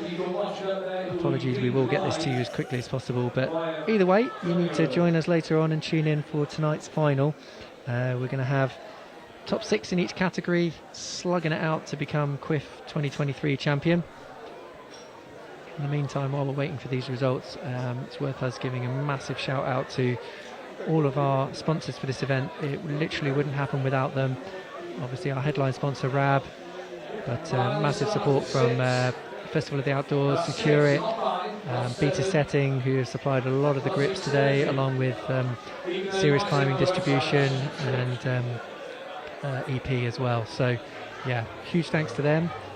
These are the timings for this afternoon, this evening either. We're going to kick off the show about 5:45, probably join us a little bit before, maybe around 5:30. We'll give you a bit more insight. You might even get to see our faces on the screen, and we'll introduce you to some of the boulders and what we're going to be expecting later.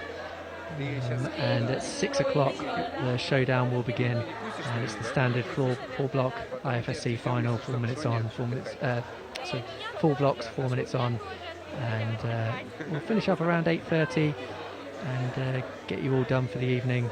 Time for a cup of tea and then bed. Sounds good. Thank you so much for joining us, and we'll see you later this evening. Yeah, and just keep a track out for the final results. It'll be all over the website a little bit later on.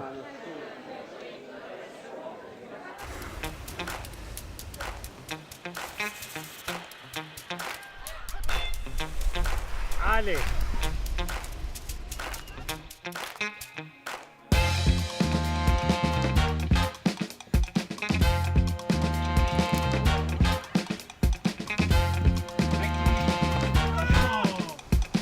Ora lo faccio, lo faccio, lo faccio.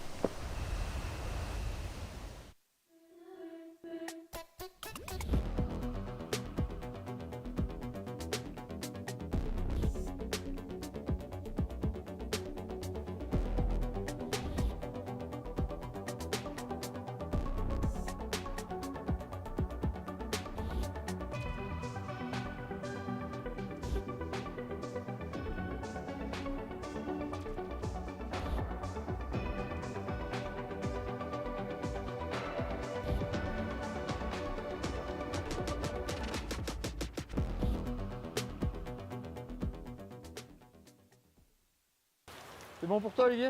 Ouais, c'est fait. Ok, mon nœud, c'est bon. Allez.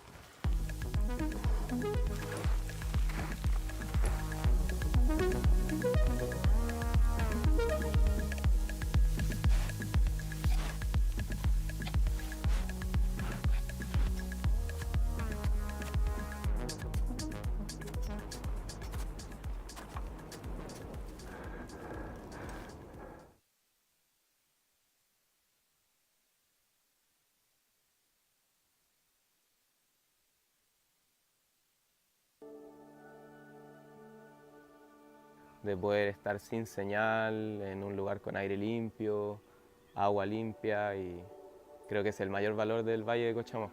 We realized that opening a route of this nature, this size, this remote, is much more difficult than we had previously anticipated. There were a lot more unknowns. No one had actually free climbed this route before. The climbing team is like one of the most important things in trying to tackle an objective.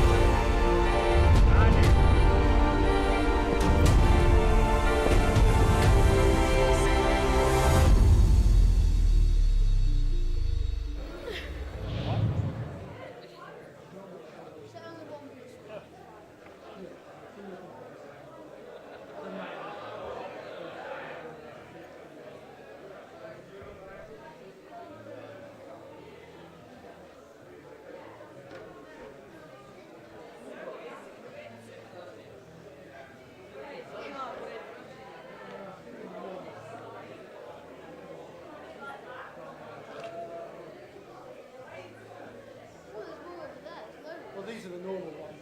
These are the normal ones. This is just about the work.